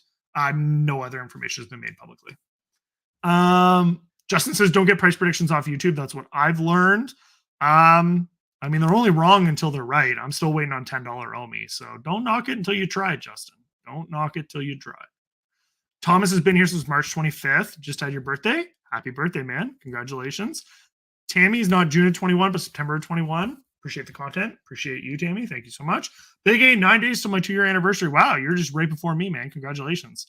West Coast guy says congrats on the second kid. Randy, Daddy Foster, OG Vault, congrats. Thank you so much. Oh my God, I'm that far behind. This is crazy. Oh no, I'm sorry, guys. I appreciate all the engagement though, for what it's worth. Thank you so much for doing that. And All Chat Gaming, I don't know if that's another super chat. It popped up for me again. Thank you so much. Thank you. Even if that was still the first one, thank you so much. But I appreciate it sincerely. So thank you so much. Thomas, just had my 4th this year. Congratulations all for them. It definitely is, Thomas. It 100% is. Thank you for saying that. Ricky, good luck with daughter number 2. Thank you. Keith, thank you. Dale, mine are 15 and 17 now. Enjoy this particular time. Definitely. I won't enjoy the lack of sleep, but everything else is going to be amazing. Tammy has a granddaughter due in April. April's a great month. Couldn't agree more. Truck and Hank, congrats. Thank you so much, man. Appreciate it. Tito says, do you know if the VeVeverse is developed by the VeVe team, or they are contracting a third party like Spatial, for example, and set the NFTs on their platform? I don't really know. Like, I think parts of it they might be building in-house. I think they do have a third-party provider that is helping them as well with some of it. We'll have to see what details they release when it becomes public, but yeah, it'll be definitely interesting to see. I would imagine that they're working with some design studios and stuff like that. I mean, they work with studios to create the collectibles. I'm sure that they work with studios to create the VeVeverse as well. All Chat Gaming, thank you. Thank you again. Now I know that it's two different ones. So thank you so much, man. I appreciate that. Appreciate the love. Thank you. DM says Omi token is going to 0. You should all invest in the product equals NFTs like golden moments. I mean, a bunch of zeros 1. I mean, I guess anything can happen, right? I personally don't think so, but hey, everyone's entitled to their opinion, right? Michael says, Foster, are you worried about Omi's security token status given that there was an ICO for early investors? There's 2 lawsuits, especially one in the US for securities laws, and they can't get on an exchange. Michael, I'm not particularly concerned about it.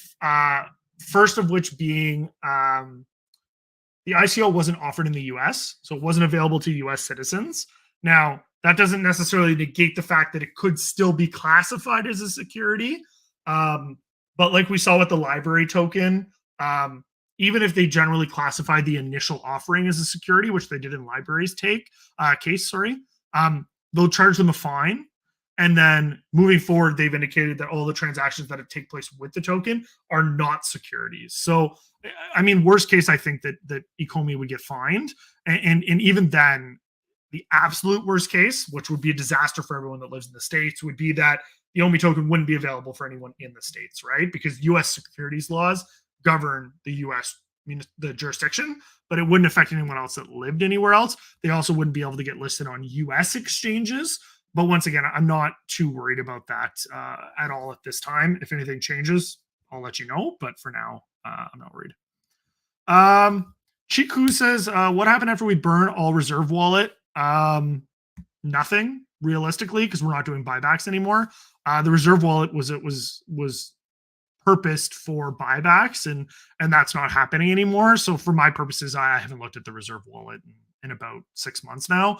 Couldn't even tell you what it's at or what's happening with it. I think they're still utilizing the functionality with it just because it runs its course, but I don't imagine anything will happen with the reserve wallet. They're not tokens that can enter the circulating supply anyways, so not something to be concerned about. Red Julius says bots have feelings too. I'm sure that they do. Truck and Hank says Omi is not dead. It's just very cheap to buy right now. Very true. Horse and Jupiter. When are we going to the moon? It's a good question. I have no idea.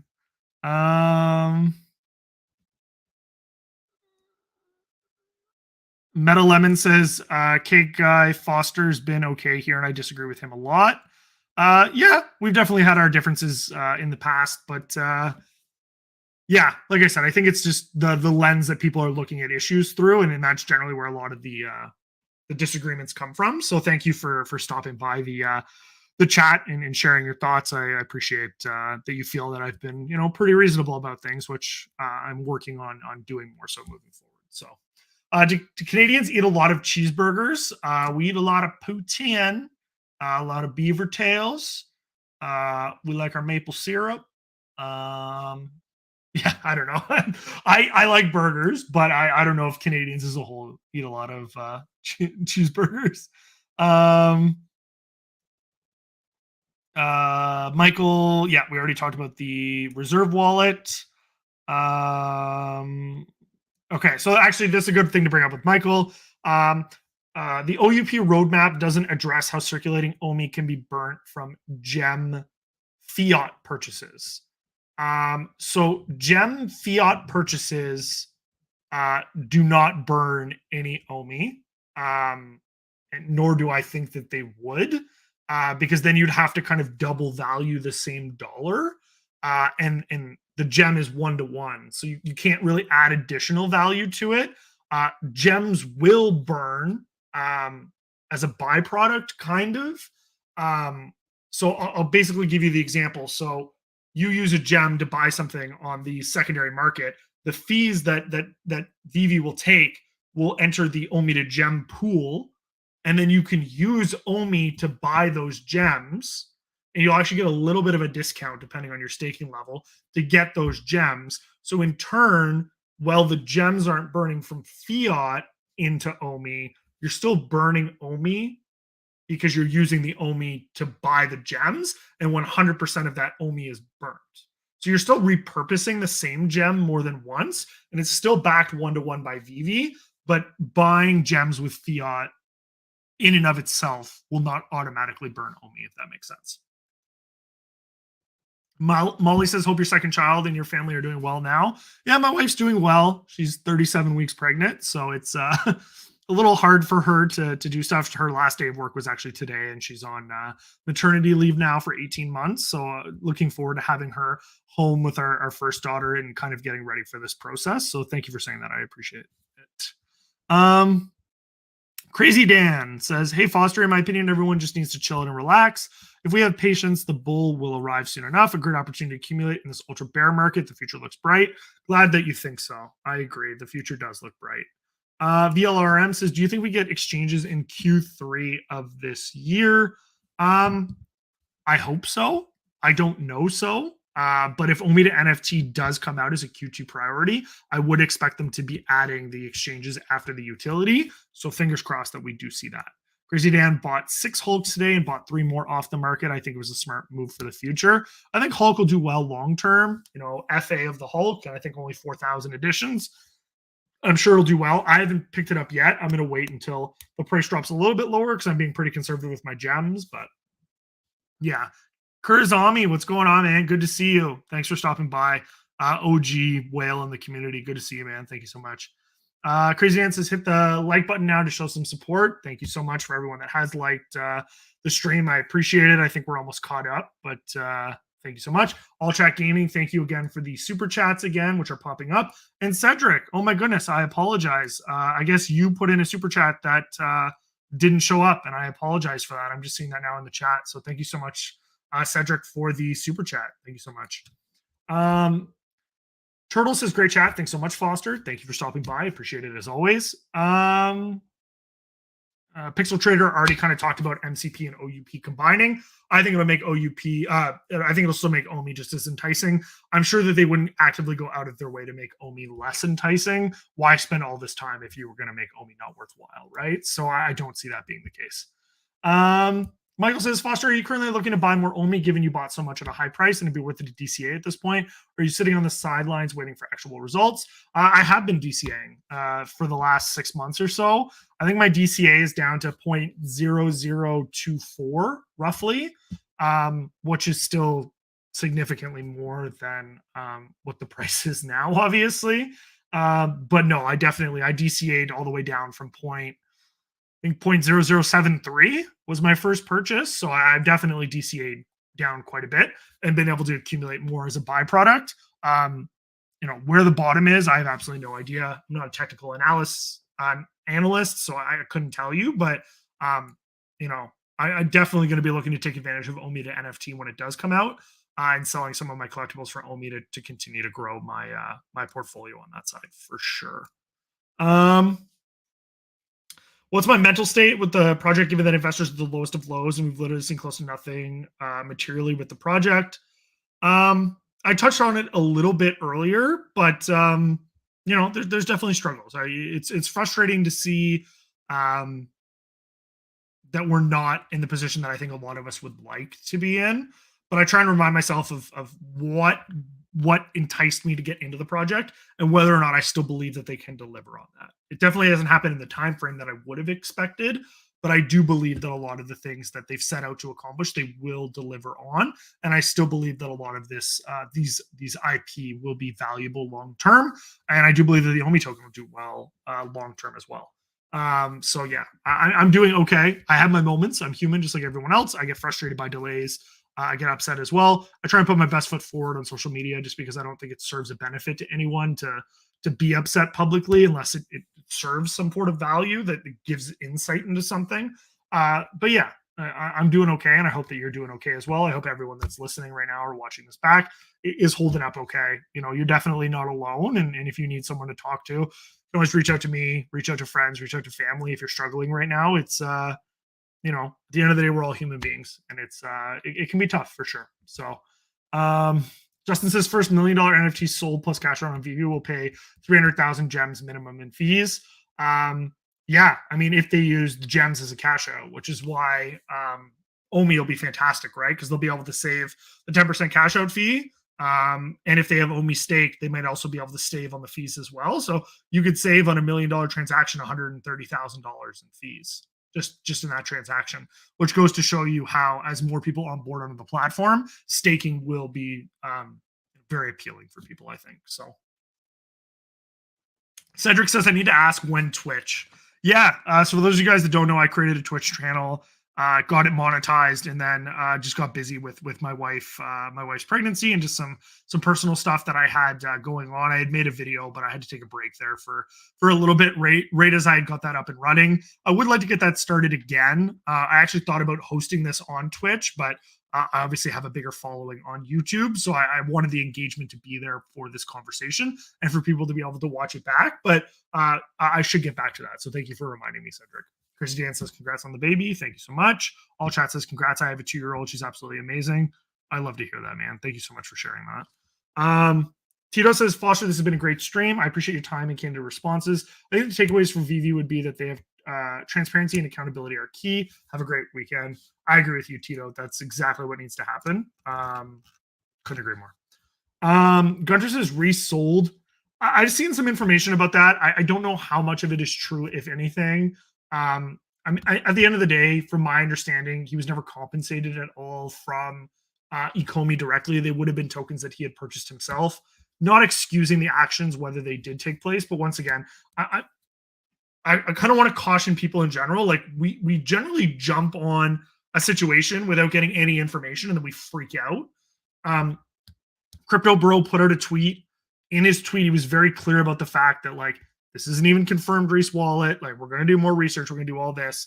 So I just say, like, let's wait. If people want to do research, not that I'm encouraging publicly doxing or looking into people, but, like, at the end of the day, like, I don't have enough information to make an informed opinion about it, right? Like, if Reese said we are getting exchanges tomorrow and then sold 500 million Omi, well, then yeah, that's a problem, right? But if he's just selling because that's what you do when you've made money on a token, and he's done it sporadically over an extended period of time, we don't know what his personal life circumstances are. Like, I haven't sold any Omi, but eventually one day I will. And I wouldn't want people saying, well, you were bullish on the Omi token and now you're selling it. Well, you can be equally bullish on something and still need to sell things to live life. I'm also going to sell Partner Statue one day. I'm going to sell my first one before 50,000 because I've learned my lesson from last time. But I don't want people to look and see me selling for $6,000, $8,000, $10,000 and going, well, you said that it could go to $100,000 one day. Well, yeah, it can. But if I'm not in a position to have the money and I need the money and I have a free $6,000 that I've earned, then I'm going to take advantage of it because I need the money, right? So I think that these are just some of the things that people need to be aware of when they talk about, like, well, this has happened. It's like, okay, but what happened? Why did it happen? And what does it mean?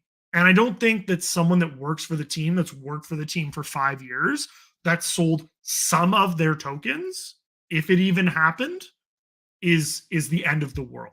What I do think would be not okay would be if they were intentionally pumping the price of the token and then dumping it on people by doing that. It was interesting. I actually looked it up at the beginning of the stream. I thought, oh, maybe this will come up. I don't know if I'm going to talk about it. Omi is being tracked on crypto.com, by the way. I don't know if anyone's noticed that or not. This was the first time I had ever noticed it. I typed in crypto token price, and the first result was crypto.com, which is now tracking the Omi token. So don't know what's going on with that, guys. Not implying anything because I have no idea, but I thought that was very interesting because this is the first time I've ever seen it. But this allegation that restarted selling, the earliest allegation that I can see of him allegedly selling was 10 months ago. 10 months ago, the price of the Omi token was 1 year. So let's go back to I don't know, what are we right now? We're April 1st. So we'll say like June, maybe like July 1st. The token price was 0.0013. And the highest that it went in the last year was 0.0018. So like I don't really understand like pumping. Like it's not like the token went to a penny and then he would have sold. Like we're half of what the all-time high was for the last year, basically. So I mean, if he's selling, he's sold at the bottom. Like, why are people, you know what I mean? Like, according to the wallet and the research that he did, like the guy still had like 400 or 500 million OMI. Like, I don't understand the issue personally. So once more information comes out, if it becomes clear that like there was something nefarious, then yeah, 100%, I have a problem with that. But like OMI hit 1.3 cents at all time high, and the guy's pumping the token when it's 0.0013, when it's a tenth of the price to sell. Like it just, to me, the rationale doesn't line up there. You know what I mean? Like I'm sure there's a more logical explanation than that. So I don't know. I think that I kind of feel bad for the team sometimes, and this is kind of me finally taking a Moon Boy stance. It's like, imagine you were a worker and you really believed in a product or service that you were providing. And while you were trying to work on it, you hit a lot of bumps on the road. And then when you hit a lot of bumps on the road, people were just ramming it down your throat and we're just being super negative all the time. Like, would you still have that motivation to continue to work towards improving that? And I kind of sometimes I feel bad for the team because, not saying that they're perfect, they've made a ton of mistakes, but like when they make mistakes now, it's like it's ruthless. And like I'm like, man, like would I have the motivation if I was in that position, or would I just say screw it and like, nah, it's not worth it? So, I gotta give them credit where credit's due. They're still fighting on and building out what they had promised and whatever. So yeah, that's my thoughts on that until more information comes out. Josh, shout out to the $10 donation. Thank you so much. Josh says Bittrex stopping service in the US due to regulatory climate. Any thoughts on if Bitforex were to follow suit? I mean, it would be difficult. So I live in Canada, so I haven't kept up intimately with all the issues that people are having when it comes to securing OMI in the US. But yeah, I mean, that would be a huge hit if that was to happen in the US. I think Bitforex is probably one of the only exchanges that people can buy OMI on currently when they live in the US. That's an exchange that's approved there that they can use. This is part of the reason why having exchange listings for the token elsewhere are so important.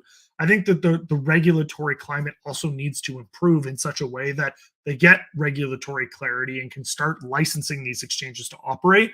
I, for one, live in Ontario, Canada, and Ontario has banned a lot of exchanges. So like Binance, for example, I can't use Binance in Ontario. We don't have a Binance Ontario, right? There's a Binance US.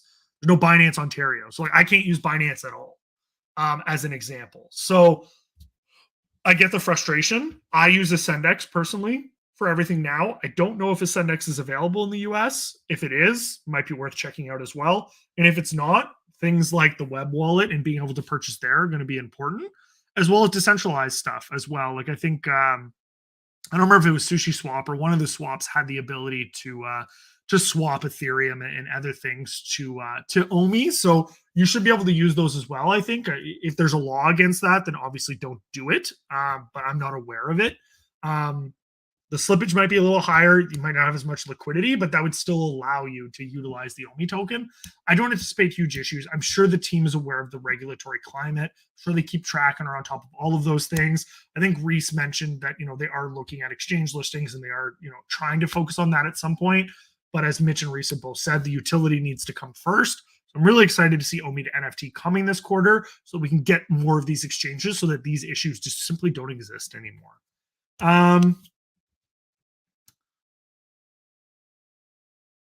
How much Reese selling was not all bad. He still holds a lot. Yeah, like I said, like if he did sell, I'm sure he still holds a lot. I'm sure he still believes in the token. I don't think that we need to chastise someone for simply selling. If there's something more to it, then okay, sure. But like Dan and David haven't even migrated their tokens from GoChain over to Ethereum. Their tokens are just sitting there on GoChain. Like it shows you how much they're not interested in selling the token. and they're still focused on building. So I don't think that it's anything that we need to worry about. Justin says Reese is grounded to the Earth's charge, walking barefoot. There's immense health benefits with it. Sure. NFT's Hero says he was selling in the pump of November 2021 as well. I mean, I have no idea, but once again, like if you got in 2017, 2018 to the OMI token and it was 5 zeros, and in November of 21 it was up at like 8/10 of a penny, like why wouldn't you take profit and diversify, right? Like if I invest $10,000 into something and I make $1 million, it doesn't matter how much I believe in that thing, the opportunity cost no longer is as like if OMI goes to 10 cents, guys, I'm selling at least half my OMI. I want that to be very clear. I don't want anyone to be surprised about that.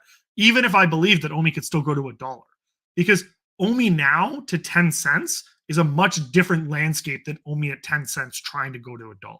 It's not the same conversation. And it's not because I don't believe in OMI. I'll always hold the OMI token because I believe that it benefits the ecosystem and it'll benefit me in VeVe. But it makes sense to diversify once you hit a certain level of wealth.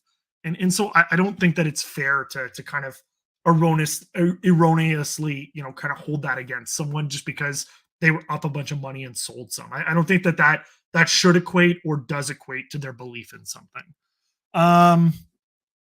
Irish Hammer says, I'm still waiting for Walt to get to $1,000. I'll buy it then. I never thought I'd see it at 2,900.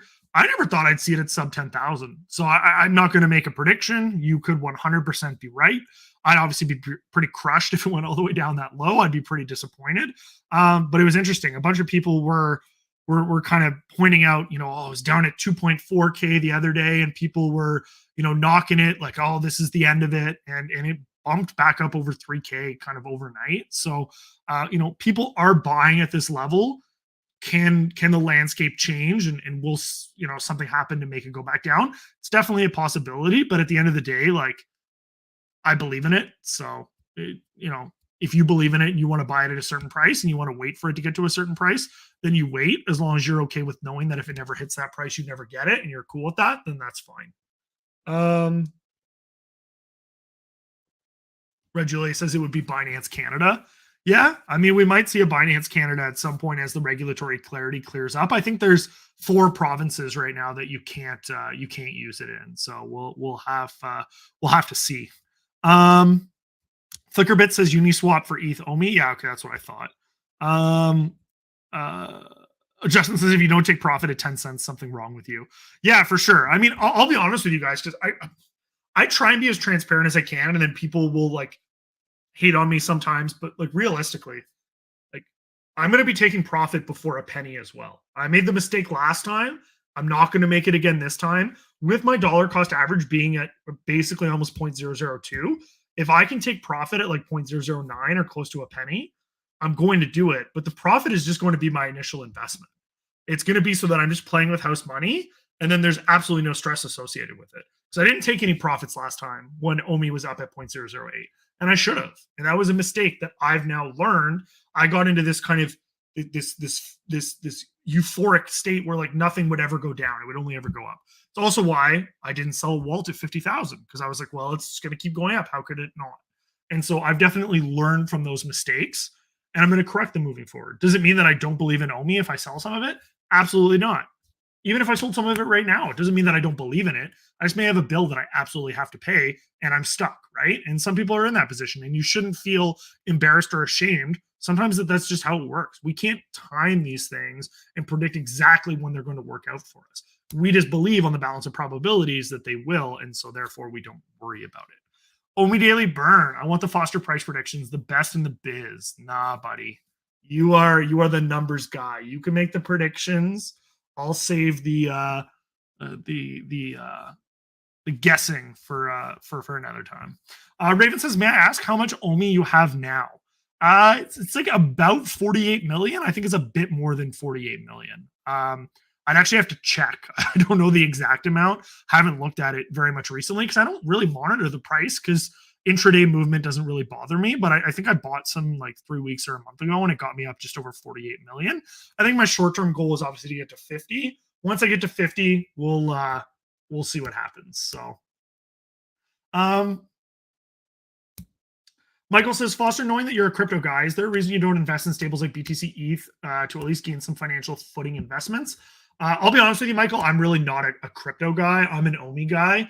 Like I said, I got into crypto for OMI, and I very much believe in kind of the direction that the project will be going, which will obviously be more Web3 centric. But at the end of the day, once I have some profits in OMI, I will definitely be looking to diversify into other projects like Bitcoin and Ethereum just to have a more balanced portfolio. But right now, I've invested my money in OMI because I believe that it has the highest chance of netting me the greatest return in the next 3 to 5 years. If I end up being wrong and I got to take my lumps, then I certainly will. But that's kind of my thesis, and it's not a thesis for anyone else. It's not investment advice, but it's the decision that I've made for myself, and it's the decision that I feel comfortable making for me. So I'm just letting it ride, and I've invested an amount of money that if it goes to zero, it would suck, but I'd survive.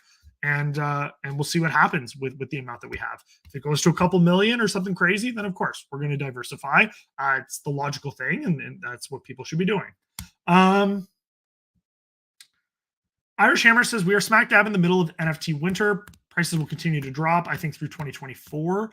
Long term, the IP on VeVe is incredible. Never again will it be the first Star Wars Disney NFT. I mean, it's definitely a possibility. I don't know how long it's going to last. I've never been through a bear market, guys, right? Like, this is me, disclosure. Like, I haven't been here since 2015. Like, I haven't seen this 3 times. Like, I really don't know, right? Does it last till 2024? Does it last till 2025? Does it last forever? It's all speculative. There's nothing guaranteed in this space, right? We all believe, or at least I think we all believe, that there will be value in this long term, which is why we're all here outside of the fandom itself. Now, is there any guarantees? I have no idea. I hope it doesn't last through 2024. I hope that we see some returns before that. But you definitely could be right, and I think it's a healthy perspective to have. If that's the mindset that you're in, then kind of the intraday stuff doesn't bother you as much. So that makes sense. Justin says you're getting all your money back at a penny. Sheesh. Yeah, that's the plan, I think. Anyways, it would involve me selling 15% of my bag, roughly, give or take, 15 to 20% of my bag. But at the end of the day, I think that that's probably the responsible decision, even if it means missing out on kind of some realized gains long term as the price goes up. You're never going to be able to time the top 100%, and you won't be as concerned about timing the top if you don't have any of your own money on the table. So that's my theory, at least for now, and I'm sticking to it. Now, of course, if we just randomly one day wake up and we're at 5 cents, then yeah, a little bit of a different strategy. But I don't think that that's going to happen. So for now, that's kind of my aim. Josh says, I've used Uniswap before. I forgot the prompt I got, but you take a big hit due to low liquidity on large orders. Yeah, so slippage can be pretty bad, like with the liquidity levels. And especially with a token like OMI that only has $1 million in 24-hour trading volume anyways. Yeah, I wouldn't recommend it. It's not ideal. Puddin Cheek says I came from the magic tricks. Oh, Puddin. You are a troublemaker, good sir. I do have the ability to time you out here. This is my house, so don't push my buttons. Omi Daily Burn says I don't make predictions. It's all speculative. It can go up or down at any moment on nothing. I completely agree, which is why I always laugh. I see people doing technical analysis on Omi, like as if $1,000 order isn't going to change the price 5% in one way or another. Like we're at $900,000 trading volume for the day. I got the chart up here, and we're up 8% on the day. It's like up 8% on what? Like nothing positive has happened. Nothing has changed. It makes absolutely no sense. Yeah, we're up 10% on the day. I don't understand it, but whatever. I don't have the liquidity to sell even if I wanted to right now. No one's buying my bags, and I'm not selling them. So that's totally fine. Justin says Foster's putting in work. Yes, sir. Nice. Yes, it is good.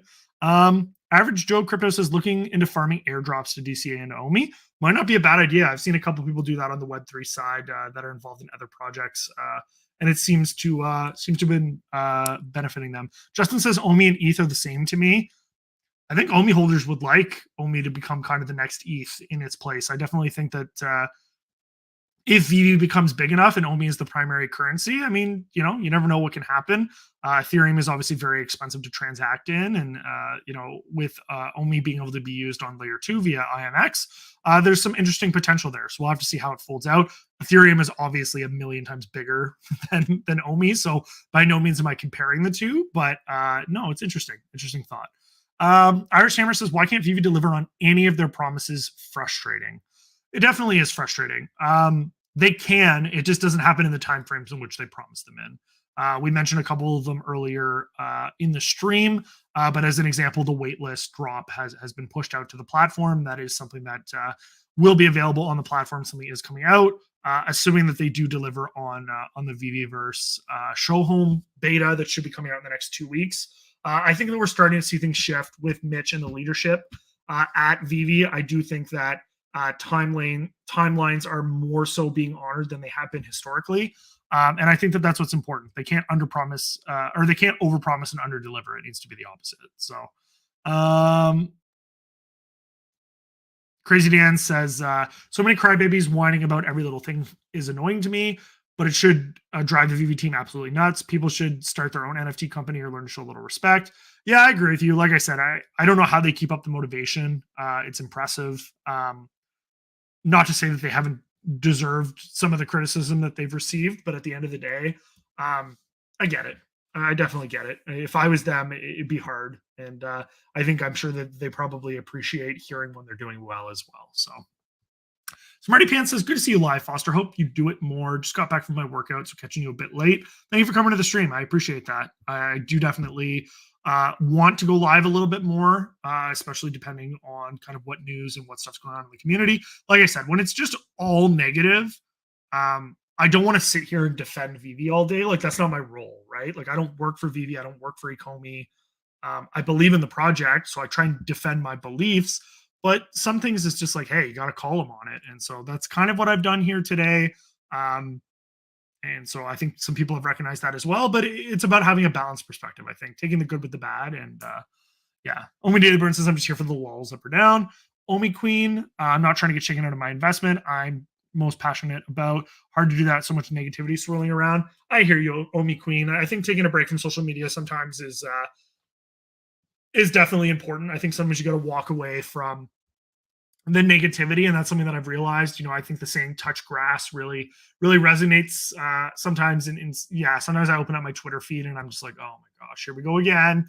And it's not a healthy environment. It can be very toxic, and it's not great for your mental health. So I think that's why having places like here where we can have respectful discourse, where we can still disagree on topics but respect each other as people is so important. So thank you for stopping by.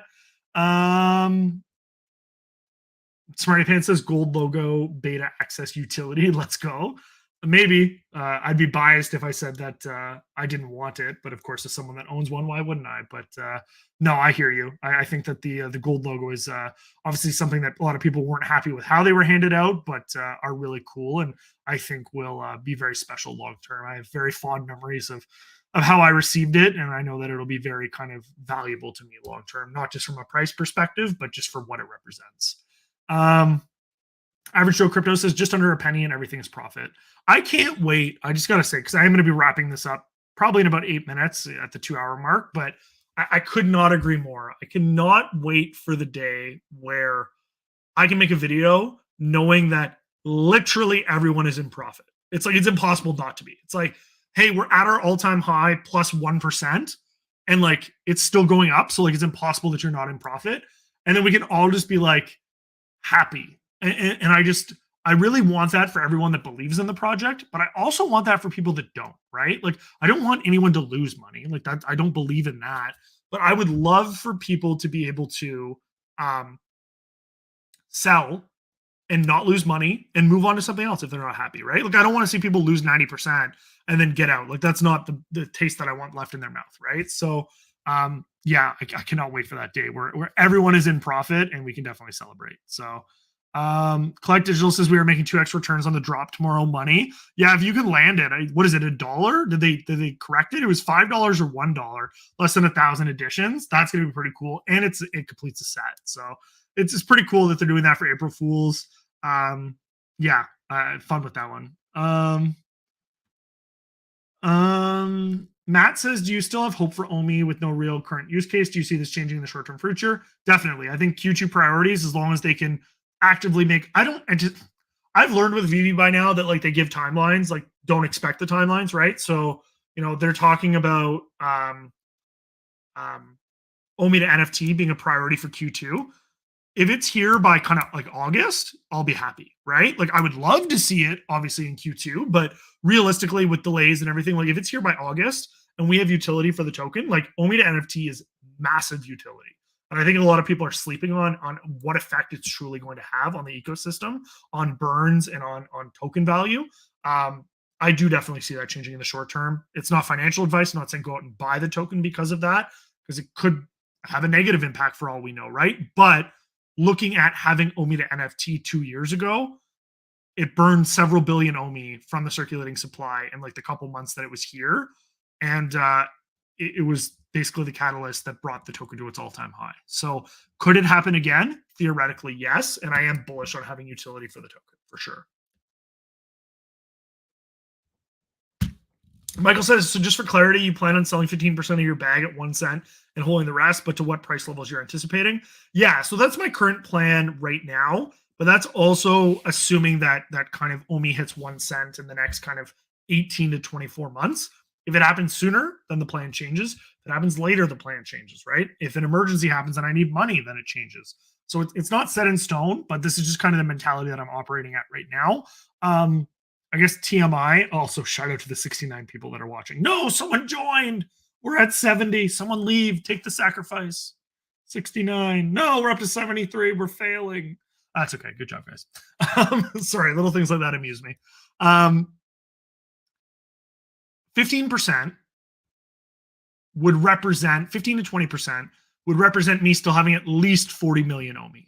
Why that number is important to me, I have absolutely no idea. I like round numbers. They make me happy. I believe very, very much so that I could very comfortably retire with $4 million. Where I come up with this number, you can make up a bunch of models, you can say whatever, but paying off my house, investing, diversifying, having enough passive income to live off of with my house paid off. I could probably do it on 2 million, right? But I think 4 million would be very comfortable. So 10 cents at 40 million OMI is $4 million. So that's where that number comes from. Can it change with time? 100%. Once again, we have to see what the utility is for the OMI may never go above a penny, right? Like we have absolutely no idea. There are no guarantees in life. OMI may never hit above 0.005. I have no idea. OMI could hit $1. Like there's literally so many possibilities that it's impossible to know for sure. I just believe in my heart of hearts that OMI is fundamentally undervalued based on what they are planning and have publicly announced that they are going to deliver and on what this project represents in the space as a whole. So I'll sell some of it. I'll hold the rest of it. Probably at 3 to 5 cents, I'd sell another 25%. 6, 7, 8 cents, I'd sell another 25%. And then finally at 10 cents, I'd probably sell another 25% and then hold on 25% long term. That would be the plan, I think. But once again, we're very far away from those numbers. We're not even at 1/10 of a penny. So let's not get ahead of ourselves on that, but that would kind of be the plan. Matt says, what NFTs do you recommend are worth buying currently in VeVe? I don't recommend buying any NFTs just because I tell you to go out and buy them. I will give you the disclosure that any NFT that I would recommend would likely be one that I already own. So understand that I have a vested interest, technically, in whatever NFT you choose to buy. I've always been very partial to the partner statue. I think that long term, the first appearance of Walt and Mickey Mouse on the blockchain should, in theory, be very valuable. I think the Secret Rare Spider-Man as kind of the first Marvel NFT on the blockchain should be very valuable. Lamborghini could be valuable. I don't actually own one of those, to be clear. Star Wars, any of those could be valuable. I do own all of those. Some comic books, I'm definitely not a comic book expert, so I'm not even going to shout them out. Could be valuable. But yeah, I'd say depending on what your budget is, buy slowly because prices could definitely still go back down. and buy something that if it was to go down, you'd still be okay with the purchase, right? So don't just buy it because I tell you to buy it or because someone else on Twitter tells you to buy it. If you want to buy Kripkins because Kripkins are the things that you like and they go down 50%, are you going to be upset that you bought Kripkins, right? So like just be mindful of that when you're making those decisions. There's some people in this chat that believe the partner statue is going to go down to $1,000. So maybe you're better to wait. Maybe you're better to buy now. I don't know. I don't have those answers. I don't have a crystal ball, and I don't want to get you burnt, right? So buy what makes you happy and buy it at a price that you can afford, that you feel comfortable with, and then you don't have any complaints one way or another, right? So Chris, coffee and crypto. Hi, alone with the kids tonight, just swinging by. Thank you so much for stopping by, brother. I appreciate it. Good to see you. Josh says, owe me to NFT, owe me to accessory or other circulating supply burns, Coinbase or Binance by Q3, early Q4, 006 to 008 end of year. You heard it here first. Hey, if you're right, Josh, all the power to you. I certainly hope that you're correct. Only time will tell. So let's see if he's right, guys. Chris says, agreed, I never root for people's downfalls. I mean, maybe a small toxic handful. Yeah, I hear you, man. I hear you. Justin says Andre is down 93,000 on Omi. Chris says that's better than 94,000. Gotta look at the bright side, guys. You gotta look at the bright side. Andre did dollar cost average down. I have absolutely no idea what his buy-in is and how much he's actually down or not. I haven't asked him. It's not really any of my business, but I think it's safe to say that if you're watching this right now and you own Omi, you're probably down on your investment unless you got in 2020 or earlier. So yeah, I mean, he's definitely not in the minority. We're all there and we're all kind of supporting one another through it, and obviously hoping for greener pastures and the potential that we all know that this project has. I'll read a couple more and then I'm going to wrap up. Chris says, "One Rocket League again." Yeah, man, let's organize the stream. Let's get it going. I'd love to hear other people's thoughts, as everyone's been giving in the chat as well. Thank you for everyone that supported me for the last 2 hours and for the last 2 years, for that matter.